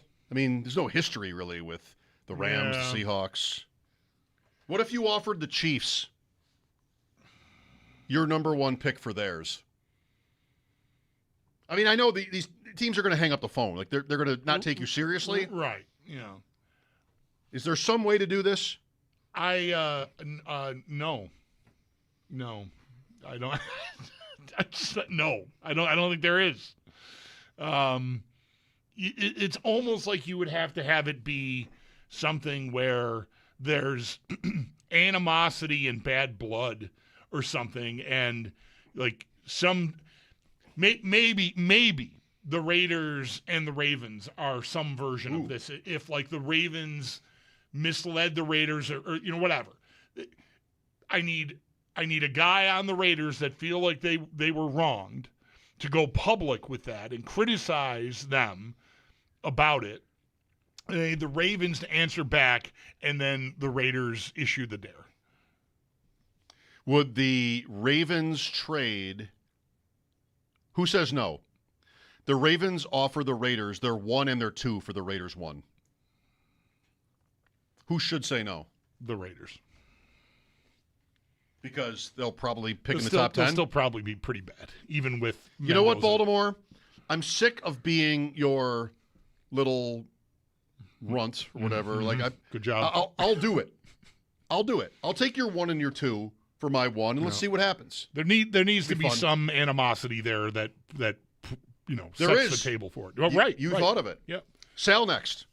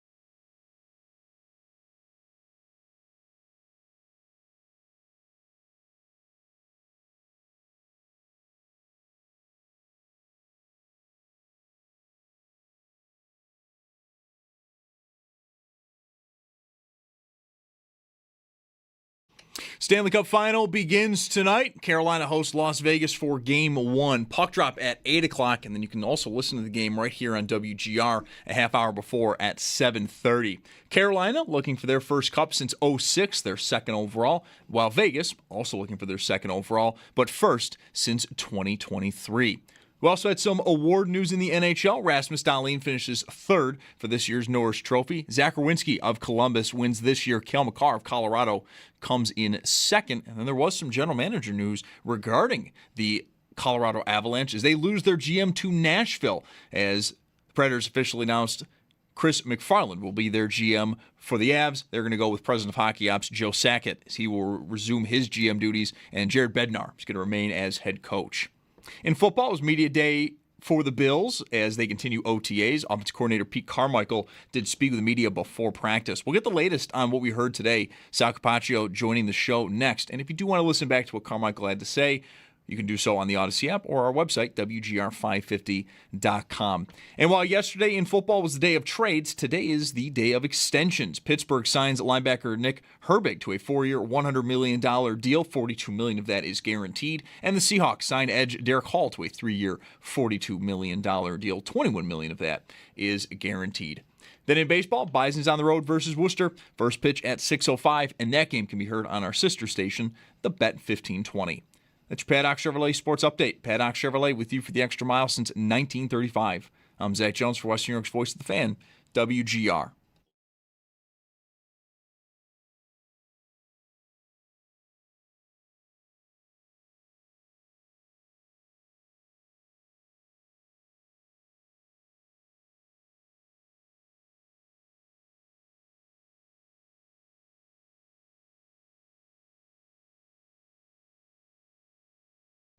Can I then, after talking to Daryl Ryder, what he said, close this? I mean, I'm not even kidding. Captivating Bernie Kosar supplemental draft Wikipedia page. Can I just, is that over? Sorsby? Yeah, he did not seem to think it was very likely. He said the head coach just sort of blasted away at the idea. I'm like, is that a good source? Are you sure that would be somebody? Does that have to be true? I mean, he's new. I don't know how much sway he has over the organization, Monken. I have read this page at least 10 times in my life. And still, I'm sure still confused. Right. How did the Bills end up losing the first overall pick of the 86 draft? I guess that was one thing the Browns got back. I don't know. The last time we talked to Sal, I asked him a trivia question. He hung up. I don't want to start with a right. Everybody was mad at you about quiz that. Sal. That's right. Last week ended ugly. It's but I feel like Sal would like this if he hasn't already sort of mastered the subject. This supplemental draft history with the Bills and the Browns. That Kosar thing. It's really good. Bulldog Sal, if you didn't know, Bulldog grew up in fear of Bud Grant, the Vikings coach. and Grant is prominent here. He traded up with Houston to get a look at Kosar, but then Kosar had to finish school because he was an underclassman, and you couldn't draft underclassmen in the mid-'80s. Back then, yeah. So he had to come up with the credits, and then he did, but he didn't sign the paperwork. And anyway. Sal, how was your weekend? It was good. We had a lot of baseball. It's that time of year. It's that age group, It's pretty dry. It's playable right now. You're right, yeah. Good for you. It is very playable, yeah. A couple doubleheaders actually. Travel, house, modified for school. There's just a lot right now at this age group, and you guys know how it goes, but it's awesome. I'm loving it actually. So this is our Cooperstown year. Have you guys, you've gone to Cooperstown? You've been part of the baseball thing there? No, we did not. We didn't. Our family didn't pursue baseball aggressively enough to be a team there were travel teams from the same league you're in, right? Are you still with Hurdle North Park, or are you somewhere else now? Yes. Yeah. And, but we never played travel or got to a Cooperstown level. So, but I know about it. Yeah. I mean, I don't know how long our league has been going, but it's a big deal. It's a really big deal when you're 12 years old, your last true little league year before you move up to the big diamond and senior field and all that. And Cooperstown has two different parks. It's Dreams Park and All-Star Village. I believe we're doing All-Star Village, but others have done Dreams, and they've told me about it. And it's a week long in August. And you go there and, I have to stay, in Army barracks with a bunch of 12-year-olds because I'm a coach for a week. So that'll be interesting. And you play You're guaranteed like 7 games. They play all times of the day and night, under the lights, on the turf. The fences are like really short, like 180 maybe, because they want kids to hit home runs and then they get the ball engraved. It's a pretty cool experience, I guess, everything. Doubleday Field. It's beautiful. Yeah. We never played there either. Like, my son was not in a little league I think organization. What Sale's talking about isn't going to be a Doubleday Field either. That's the place. That's the field, like in town, like right by the right at the Hall of Fame. Yeah, these are complexes outside of town. Okay, that have multi fields and the barracks. Well, you drive by it and you see how many fields down that hill. I mean, there's a lot of them. So I would think that would be part of this. Yeah. I don't know, but we never did that either. I was talking to my son about his baseball days yesterday. And so he was left-handed and really fast, and he was often late to the ball. So on that smaller field, like this is your last year of that smaller field, he would put the ball in play to the third base side every time, and they would never be able to throw him out. And then the next year, he got a little bit better, and the field got bigger, and it was a very different story because like now he was hitting ground balls to second, and he was out. So we longed for that smaller field where he would hit the ball just like kind of like Ichiro could do on command. But unlike Ichiro, my son could not bomb home runs in batting practice. Like that's where they were different. Or Boggs, right? Your son and my son sound very similar in everything you just said. Is that right? But I'll be honest, like right now it's really weird because we're going from the big field to the small field on almost a nightly basis from the modified team to the Little League team. Yeah, it's very different. The whole sport is different when you make that jump. Yep. All right, Sal. Well, we didn't talk yesterday. The big news, Myles Garrett, then, of course, A.J. Brown as well. Before we get into some Bill stuff, let's cover both of those. I liked, Jeremy had a point on Twitter this morning about, imagine 2 years ago finding out Micah Parsons, Myles Garrett, Trey Hendrickson, almost Max Crosby, it was intended, would change teams. You would think for all the time we've spent on the Bills and the time the Bills have spent at trying to figure out edge rusher, they might have been one of those, destination teams. Did not happen. Rams-Browns, like how do you parse the Garrett move? I mean, if you're the Cleveland Browns, you're a Cleveland Browns fan, of course you don't want to trade Myles Garrett. I mean, who would want to do that? You want to retire in your uniform. He's great. He's a Hall of Famer. But business-wise, they made the right move here. I mean, he's 30 years old. As good as he is, and he's going to be for a couple more years, by the time you might get good, which with the Browns, who knows when that could be, and it just hasn't happened, is he really going to help you and be impactful? So they got a lot back for him, and they got Jared Verse, who's a really excellent young pass rusher, a first-round pick that you can have now as ammunition to try and get a quarterback if maybe this year it doesn't work out. Shedeur Sanders, Deshaun Watson coming back. I mean, if you don't like what you have more ammunition to get one. I know it sucks. I get it. Like, you don't want to do that. But this is not an apples for apples trade. This isn't who won the trade. This isn't a hockey trade when we talk about hockey. This is a trade between two different teams at two completely different points of their organizational, build or timeline. And on the other side, the Rams are going for a Super Bowl. I mean, who wouldn't want your team, if you're going to a Super Bowl, to try and trade for Myles Garrett, the best defensive player arguably still in the sport today? I mean, that's what they're trying to do. They have Matt Stafford in the very end of his career here. They have a good look at it. They're already one of the favorites, if not the favorite, to win a Super Bowl. I think I like this trade for both sides. Yeah, I think a good thought experiment is if you had Jared Verse on your team, right? The Bills had Jared Verse on their team and still wanted to make a trade like this. Like, how behind it would you get? Because the case to keep Verse, I mean, I know he's not Myles Garrett. He's not the defensive player of the year. But I don't know. Like, I like that the Rams were bold here. It's very much their MO. And so it's a go-for-it move. I just think there's an interesting conversation inside how much they help themselves, really. Like, how much does Garrett move the meter versus – snap in, snap out, what they were getting from Jared Verse. I'm sure they've done that work. And, the answer for them must lead them to, okay, let's make this trade, not just Verse for Garrett, but we'll throw in all this other stuff too that has, varying value, but a first-round pick is included. I don't know that every Bills fan would be like, yeah, I'm glad we traded Jared Verse and all this other stuff for Myles Garrett. I think on the surface that is correct. I think that if you get yourself to how great Myles Garrett is and maybe then that one missing piece to get to a Super Bowl, you could certainly talk yourself into it. But I think what you're saying is right, which is, couldn't we still do that with Jared Verse, right? Right. Like, couldn't we still win the Super Bowl with Jared Verse? You probably could. But, man, Myles Garrett is just as good as Jared Verse is. Myles Garrett is unbelievable. He is maybe the greatest pass rusher who ever lived. Honestly, I don't say that lightly. We had Bruce Smith here, right? Like, this guy is unbelievable, and he's still at the top of his game at 30 years old. That's not super old, you know. But at that age, by the way, that position, I mean, you can still play, you know, well into your 30s and be very effective, especially if you keep your body right, which this guy does.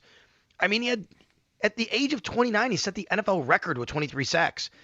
Since his rookie year, he's never had less than double digits.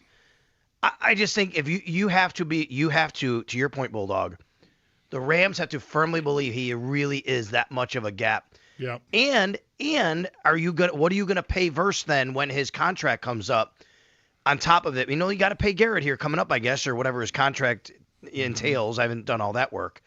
But you will have to pay Verse eventually anyway, which might be a conversation as part of this. Yep. I think the next level chess piece of this move, and I'm not about to segue into talking about how I read yesterday that they're drafting Ty Simpson when they did, was already thinking about giving up a number 1 pick in this transaction. But if trading for Myles Garrett gets Aaron Donald back for them, which has made the rounds today, then that might put it over the edge for me to say it's definitely worth doing. Because if you get that dude back on what I would assume would be a pretty team-friendly deal, because there's got to be cap constraints eventually there, even for the Rams, you just got, you know, you've got 2 former Defensive Players of the Year on your defensive line, which is incredible. I'm assuming Donald won that award at least once, but I'm not positive. I don't know, and I guess the question would be, did they think that could happen before they make the deal, or did that start to percolate after? I'm not sure. Now, look, Aaron Donald is 35 years old, and he hasn't played in 3 years. Mm-hmm. I wouldn't assume he'd be the same Aaron Donald, but, you know, he was a great player. I don't think if you're the fan, you're right, Bulldog. Like, I totally respect what you're saying. Like, if you're a fan of the Rams, you're like, you know, I don't really love getting up Verse. And even though Garrett is great, like, I only got him for X amount of years. I could have Verse for even longer, and he's really darn good. And I gave up, you know, all these draft picks. But I think at least you have to say they are absolutely trying to win the Super Bowl this year, and who doesn't want their team to do that when they have a look at it? I'm mostly devil's advocating over here, honestly, if I'm being real honest, because I love a team declare. I became a fan of the Minnesota Wild this year because they traded for Quinn Hughes. It's not like, okay, we're stuck at this level. We're always at this level. Let's do something about it. And I know it didn't work, but I still loved that they did that. You know, even the Sabres, if they'd gotten maybe Parayko, would have been some version of that, just at the deadline, but still, like, go be aggressive. This is a chance. You have a chance here. You got a window. I like it. How about A.J. Brown, Sal, going to New England? This is one that we've had a lot of time to think about and maybe assuming it was going to happen for much of that time. What about it? How big of a upgrade is this for New England? How much scarier do they become? It's huge. I mean, it's the exact thing the Bills did when they traded for Stephon Diggs. They had a quarterback who was really good going into his 3rd year on a rookie contract. And you go out and get him a stud wide receiver. And when the Bills did that, Stephon Diggs was 27. A.J. Brown is 28. I mean, you should have him for a while here. And you will have to pay Drake May over the next couple years, however they structure that contract. You might as well go now and try and do this. And that's what the Bills did. It really worked out. They got Josh Allen, the guy. Stephon Diggs was great for Josh Allen when he came to Buffalo. I think A.J. Brown's going to be really good for Drake May. But I think overall their wide receiver group, even without Diggs now, is much, much better than it was last year. Romeo Doubs is a good player. I know Mac Hollins had an injury at the end. He did some really nice things for them. Kyle Williams they drafted. I like Demario Douglas. I think they've really upgraded their receiving core. And boy, do they have a really good 3rd-year quarterback who, oh, by the way, he was a finalist for the MVP and went to the Super Bowl last year, right? I mean, so you're doing everything right by him right now before you have to pay him. There's still questions on their offensive line. There are still questions about their running game and even getting to the passer, but every team has some questions. I like this a lot for them, for New England. I think they did it right here. And they didn't give up a first-round pick next year. But they did in a couple years, and that is actually interesting. I actually think that maybe New England should have given up next year's first-round pick. Maybe not in a couple years. Maybe in a couple years, because you do have to pay Drake May, and you got to start supplementing that with younger players. Mm-hmm. Maybe that was a year to not trade away your first-rounder. Is there any level of buyer beware for you? How high? Maybe there's probably some. There might be some with almost any player, even one with almost a spotless resume. How much buyer beware would you have about A.J. Brown? I would have some. I mean, he wore out his welcome in Philly, so to speak. I don't know if that was the case necessarily in Tennessee. There were things going on, but obviously the GM didn't want him, the coach did, and that's part of the reason why I think they had their ultimate breakup there. But this coach, same coach now, obviously we know Mike Vrabel, that's a big deal. If I have Vrabel in this relationship, I probably am thinking, it's fine. They're going to be fine together. He knows him. He wants to play for him. If it's another coach, I probably have a little bit more reservation about it and thinking, am I going to get the personality is going to clash? Mm-hmm. I think there's been some injuries here or there with him, but he's still a fantastic player. So I think you have to consider it. I mean, you got a young quarterback. There was obviously something going on between A.J. Brown and Jalen Hurts from all the reporting. So you think about that stuff, but I think these organizations and these people usually think, because they're very competitive, it doesn't matter. It'll work for me. I'll make it work. We'll get him in here, and it's going to work here. Before we get to the Bills, you guys know the line on the New England-Seattle opener? I've not looked, no. Got a guess? Sal, do you know it? I'm going to guess 5.5 Seattle. I'd like to be different, but I like that number. 3.5. Wow. I didn't like. I'm always wrong on the opener. I don't know. I'm sick of it. I'm not retiring from the game because I like it too much. Try to guess the schedule. You're bad at it. And you can't stand that I get it right all the time. I don't love that either. But like, you put New England in Seattle after that Super Bowl. I mean, it's a road game now. What's that? 6? I would have guessed that too. 3.5. Let's get for Bills fans' sakes. New England at 0-1 would be a nice way to start on a Wednesday night this year, and then go to Houston, figure it out. But if they go to Seattle and win, I mean, let's not do this again. You're behind before week 1 even really begins. 3.5. Then they have the Steelers. I don't know. Patriots at Bills week 4, and then the rematch in New England week 13. Sal Capaccio on the Wester Hotline. Today was your day this week to check out on the Bills. This player Clayton switching positions is interesting. I'm not sure if that's the lead for you, Sal, but if it is, so be it. I think so, although I did text Brad Ryder and say I think I buried the lead with you when I was on with him, because Haley Scamurro was at practice today. I got to hold a gold medal, so that was a pretty cool part of practice today. Yeah, she was there. It was really cool. Did you go up to her and just grab it when it was around her neck, or did she take it off? I did hold it while it was around her neck, but someone with the Bills introduced me to her, and we had a conversation, and I said, "Do you mind?" And she's like, "No, of course not." And then someone who was kind of with her team, I would say, said, "Hey, would you like me to take a picture?" I'm like, "Sure, yeah." So took a picture of that, so I got that and kind of was showing it off, so friends and family today. But so it was consensual. But it was, but it was more of a. But she did take it off the metal, off her neck to show players. I saw the video of that. I didn't want to ask. That would be a little bit more imposing. Can you know I what I mean? This Can you take it off and have? Yeah. Right. But I said, "Do you mind if I, hold it in my hand?" She's like, "No, not at all." That was pretty cool though. Pretty cool to have that. That to me was a big part of the practice. But on the field, you're right, Mike. I do think it's a big story. Generally at these OTAs, I think what fans really want to know is who's there and did anybody get hurt? Really, honestly, right? Obviously, how did this guy look? How did that guy look? I mean, there's plays that are made and you could talk about and write about and those kinds of things, but it's attendance, who got hurt, and you kind of go from there. Except when you have something like today where you walk out there and one of the first things you see is, oh, the Bills have a new defender wearing number 67. No, wait, that's Travis Clayton's number. Oh, wait, that is Travis Clayton. He's wearing blue today. He's not wearing white today. He's on the defensive line, not the offensive line. Let's see how this goes. So I have some video. I posted it at the website at WGR550.com, embedded my tweet at Sal Sports if people wanted to see it. I watched him go through, defensive line drills, and I think it's interesting. I don't know why the Bills did it or if it's going to last. Maybe we go out there for mandatory minicamp, and he's back on the offensive side. I have no idea, but I thought it was super interesting today. What are some of the things that he would – like, what are the biggest challenges to making this switch as you see it? So first, let's talk about the player. This is the International Pathways Program player the Bills selected 2 years ago. He has yet to play a down in the NFL. He's been on the practice squad for 2 years. He's the reason the Bills actually get 91 players right now instead of 90 because he still counts as an international player. When the Bills drafted him in the 7th round a couple of years ago, his only exposure to any American football was through the NFL Academy in London. And, it was pretty brief actually, but he had never played college football. So he's pretty raw. I think that can be an actual plus because he hasn't been trained at a certain position his whole life, that he has certain habits that you can't translate.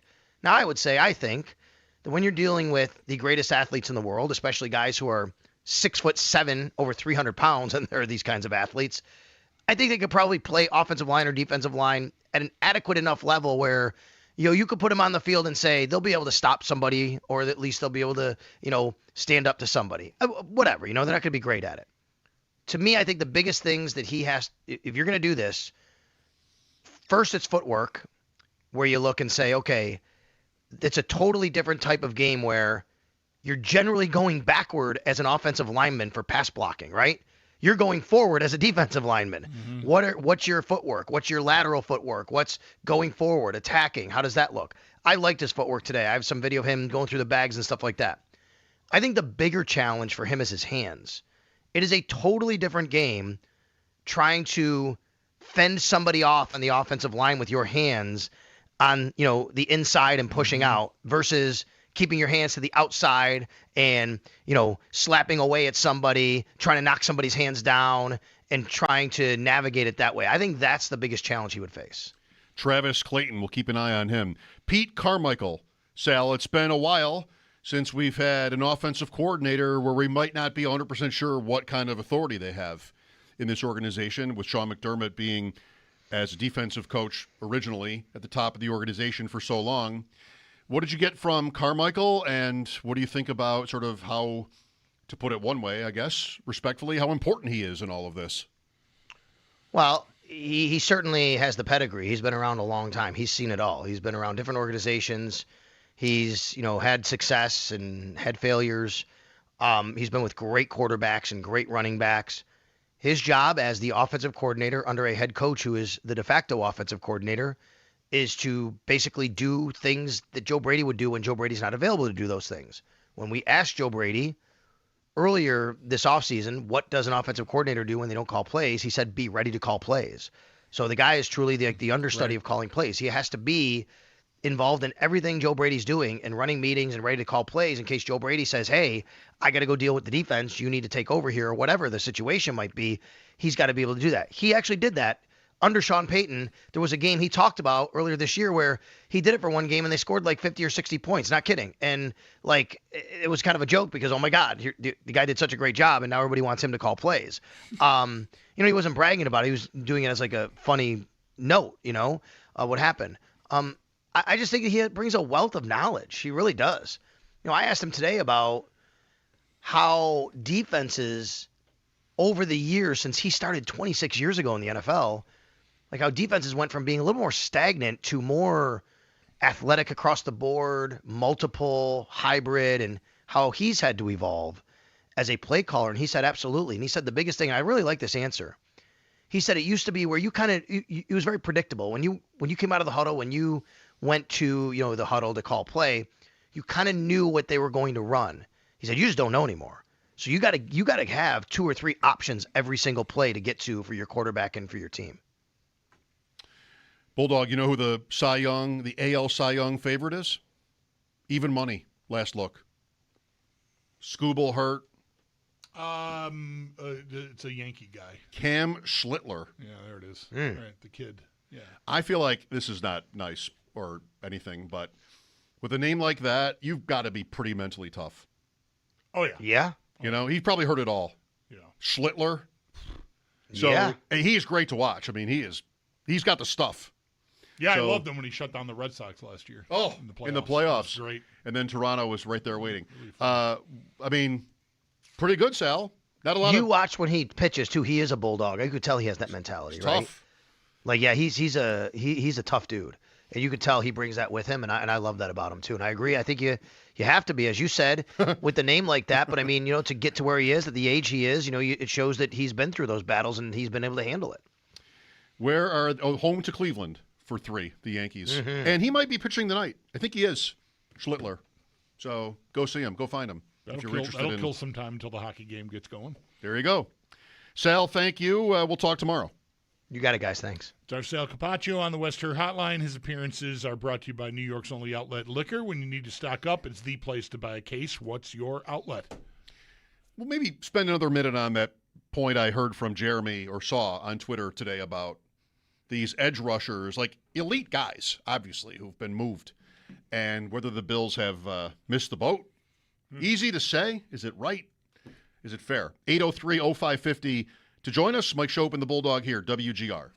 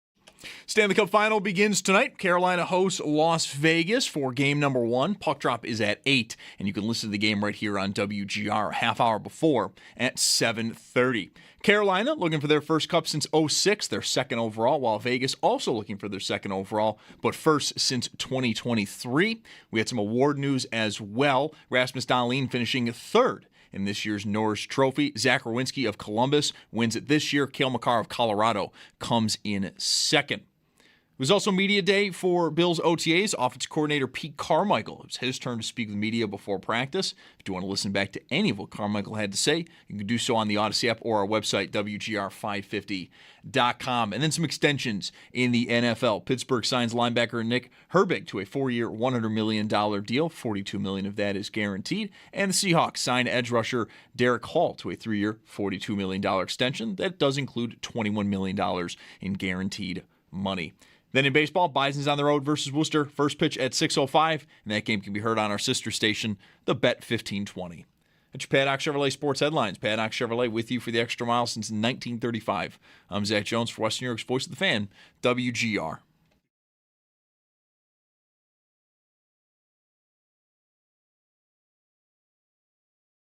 It makes a lot of sense for the Patriots. Drake May throws about as good a deep ball as anybody at his age, especially in the game. And I've heard GMs say this, when you play in a Super Bowl, when you win a Super Bowl, whatever it is, you have to stay aggressive. You can't be complacent. This is them being aggressive. This is them trying to cash in on a rookie window. And Mike Vrabel has that old thing back. AJ is going to be on his best behavior. That's what makes this trade great. For a year, at least, he's going to be on his best behavior. I guess we'll find out. That is Chris Long. A.J. Brown to the Patriots. What do you think? 803-0550. I think everybody is saying the same thing. Which, when that happens, I would be a little bit careful. Everybody is saying the same thing. This is what you do. He's great. They're good. Needed the help at the position. This is what you do. Okay. Bills did the same thing. Sal just said it. The Bills did the same thing with Diggs. Year 3. Yep. And then they won a lot, couldn't get to the top of the mountain, and we started to talk about how they could have had Justin Jefferson. And it'll be 2028 when the Patriots' first-round pick goes to Philadelphia. It might be although Jefferson hit right away, but it might be until 2030 before you're maybe having any kind of buyer's remorse about the draft pick specifically, anyway. Which would be the first year possible for the Jets to get back in the playoffs as well, according to your bet. Yes, according to me. Yeah, that's right. I was wondering if you were going to make it in here. So Bulldog has a colonoscopy tomorrow, and preparations are underway. And I thought maybe like 3 minutes ago I would have to go on my own here, which, fine. And I was thinking I would mention or just bring up, like, whether today is the day you work or tomorrow is the day you work, and which of the 2 days is the better day to not work. When you have a colonoscopy in the morning, by tomorrow afternoon, maybe you'll be like a little out of it. But... Yeah, right. I remember sleeping a lot the last time I did this, and it was the same deal, very early in the morning. About 7 is my time tomorrow morning, and I don't recall thinking, I could have worked today. So, we'll see. But I didn't want to, have to take 2 days off for it. And, I'm good so far. Good. I shouldn't bring it back up. I did. It's been an hour. Maybe. It's been more than an hour since I drank all the stuff. And so while we were talking to Sal there were, there was rumblings. Rumblings is exactly what there were. Yes. But I'm still okay. Okay, good. No. I'm glad that you made it back. Yes. I'm sorry to have worried you. No, I wasn't worried. I was just preparing in my own way. Either way, yeah. Did you take the day off? Well, you mentioned how you did the prep on a Sunday. Yeah. You didn't come in here after you had the procedure. Okay. No. All right. Yeah, so I'm taking tomorrow off. That's my plan. I figured I could get through today. I gave up a Sunday, which you do, right? You got to give up a day. Sure. And I didn't really mind. You said about how, was this yesterday or was this earlier today? You were saying how, like, You think you were thinking about eating all the time? I brought food in, which was an unfortunate coincidence, perhaps. And I never had that or have that. Like, I don't know. I'm not in a good eating Yeah. Well, see, routine right I'm now, a so. very routine. Like my weekdays are always, they're very much the same. There's some sort of physical activity. This time of the year, I haven't done it yet, but weekday golf is going to start happening for me at some point here. Today would have been a great day to do it. The weather's finally nice. It's really dried out. But you have this. I didn't want to do anything that I'd come home from hungrier than I would be if I were just kind of sitting around. But anyway, most days if I golf or I work out, I'm done around 11:30 with that. And then it's, all right, something to eat. And is my wife working or not? What do I got to think about for dinner? Is there prep I need to do? Do I need to go to the store? Yada, yada, yada. Like, that's a lot of my weekdays. That's why I was more thinking about missing the planning than the actual eating. You know, like I wasn't like starving, and I'm not even starving right now. I mean, this stuff I drank is having a lot that fills you up. Go on. Or don't go on. So, actually. But like I just found I think about and plan what to eat. It's a lot of my weekdays. So I wasn't sitting around going, man, I really am hungry. It was more every time I thought, oh, what am I going to have for dinner tonight? Nothing, idiot. And I thought that way more times than I should have. I get up, walk through the kitchen. Oh, let's see what's in the I don't need to worry about it. So will you be able to watch this hockey game? Yeah, I should. No problem? I got to do another round of this junk that I just drank at 9 o'clock is the scheduled time for that. So right as I'm wrapping up ADP chasing, you can sort of move on from that. Yeah, that's right. That's right. It times out very nicely for me. I mean, you're going to want to be drinking that while the show is on. That you can get out and watch it. I got to wait till 9. I can't, I'm a rule follower when it comes to stuff like this. They told me 32 ounces at between 4 and 5 o'clock, and same thing from 9 to 10 p.m. 32 ounces. Yeah. There was a hockey trade, I believe, yesterday. Did you see that? There was a hockey Yeah, it was a trade small yesterday? one, but there was a trade. And immediately I thought, I guess I missed how dare you usurp the finals on the eve of the Stanley Cup with this trade. It was very small, and I'm sure the teams involved thought we're not going to be really doing anything bad. No one's even going to notice, but you did. I did notice. Is it minor leaguers or what are we talking about here? Okay. Maybe. Yeah, I didn't catch this. You know, I don't want to ever hear again about how, not that you are saying it, how like a hockey trade during the playoffs can't happen because it takes the spotlight away. It actually doesn't.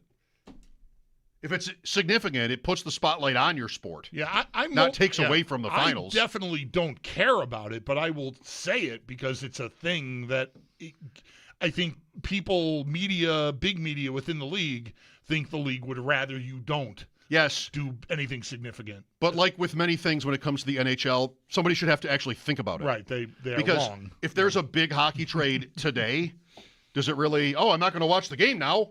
Right. I mean, just what kind of sense does that make? None. Listen, here's the new prototype. We are in the middle of the French Open. We are in the second week of the French Open. Not everybody cares about the French Open. Tennis fans do. Guess what happened yesterday?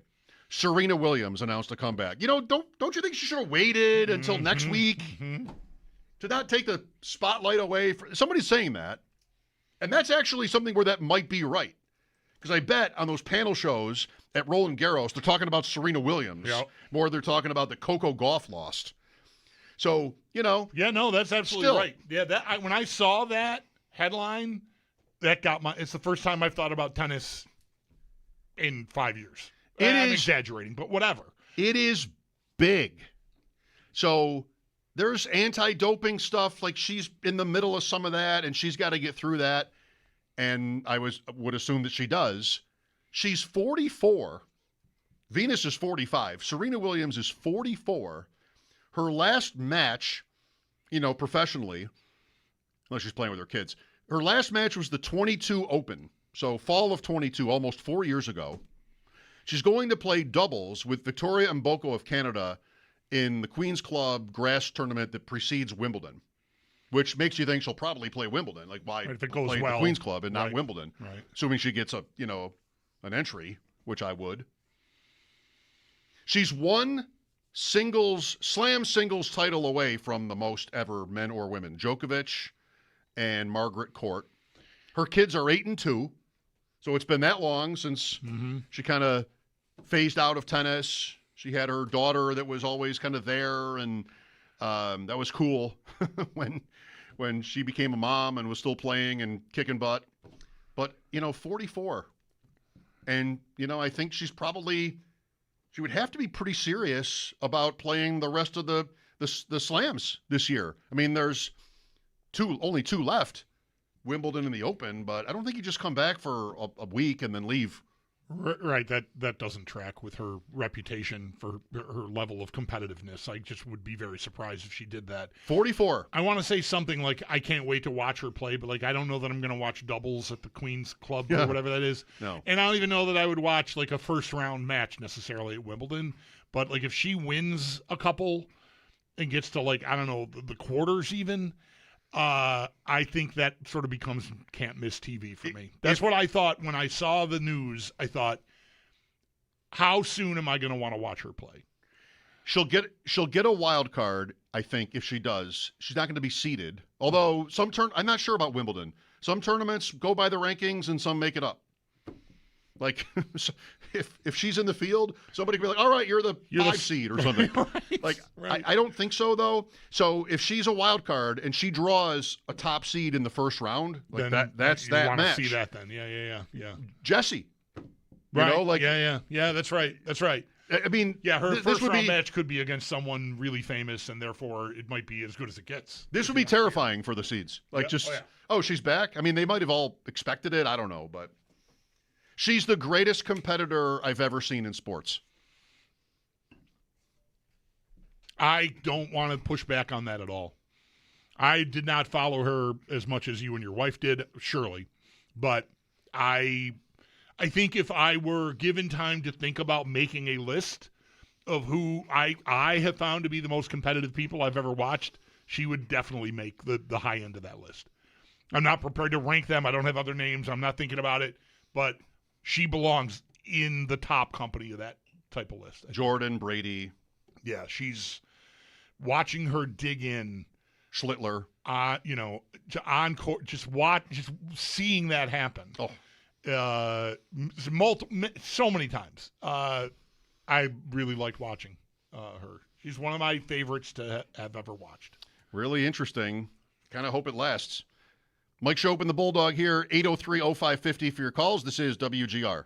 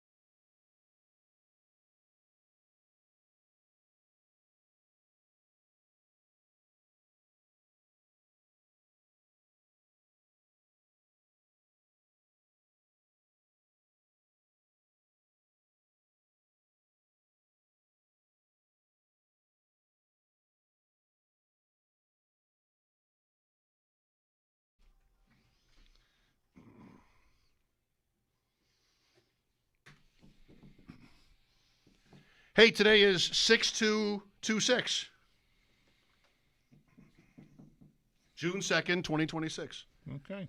6/2/26. Who's the all-time 62? Can you think of anybody in sports who ever wore 62? I mean, I know people have. What is that? What is that? Is that an offensive lineman? Who's going to be the all-time number 62?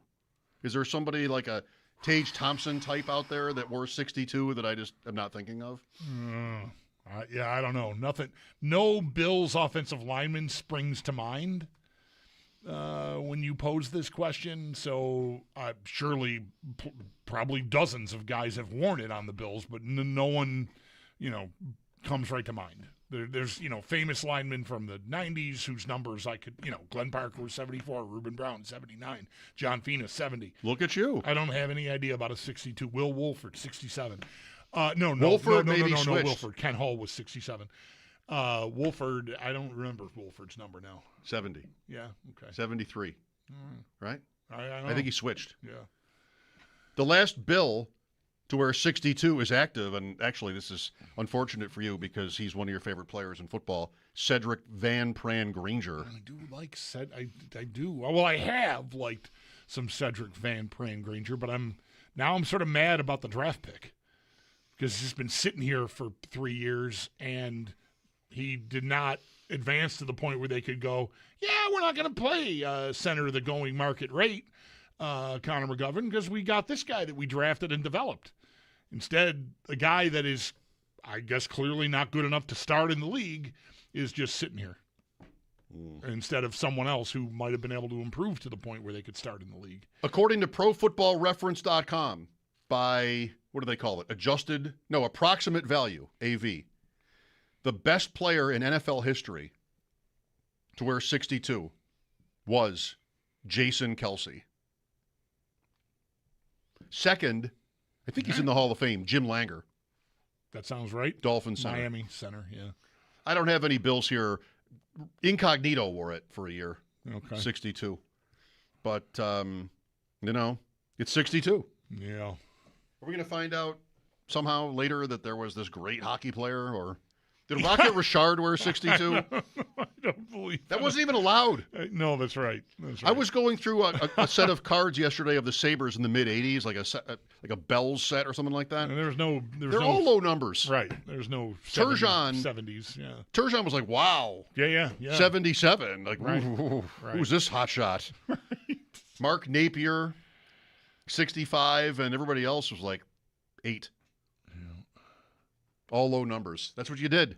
That's when, sports were better. When Wilf Paymont was on the Sabres, did he wear 99? He might have, yeah, before it was banned. Before Gretzky really took it over, yeah. And you were not allowed to wear 99 anymore. Right. Daryl Ryder from the Fan in Cleveland joined us to talk about the Garrett trade and more.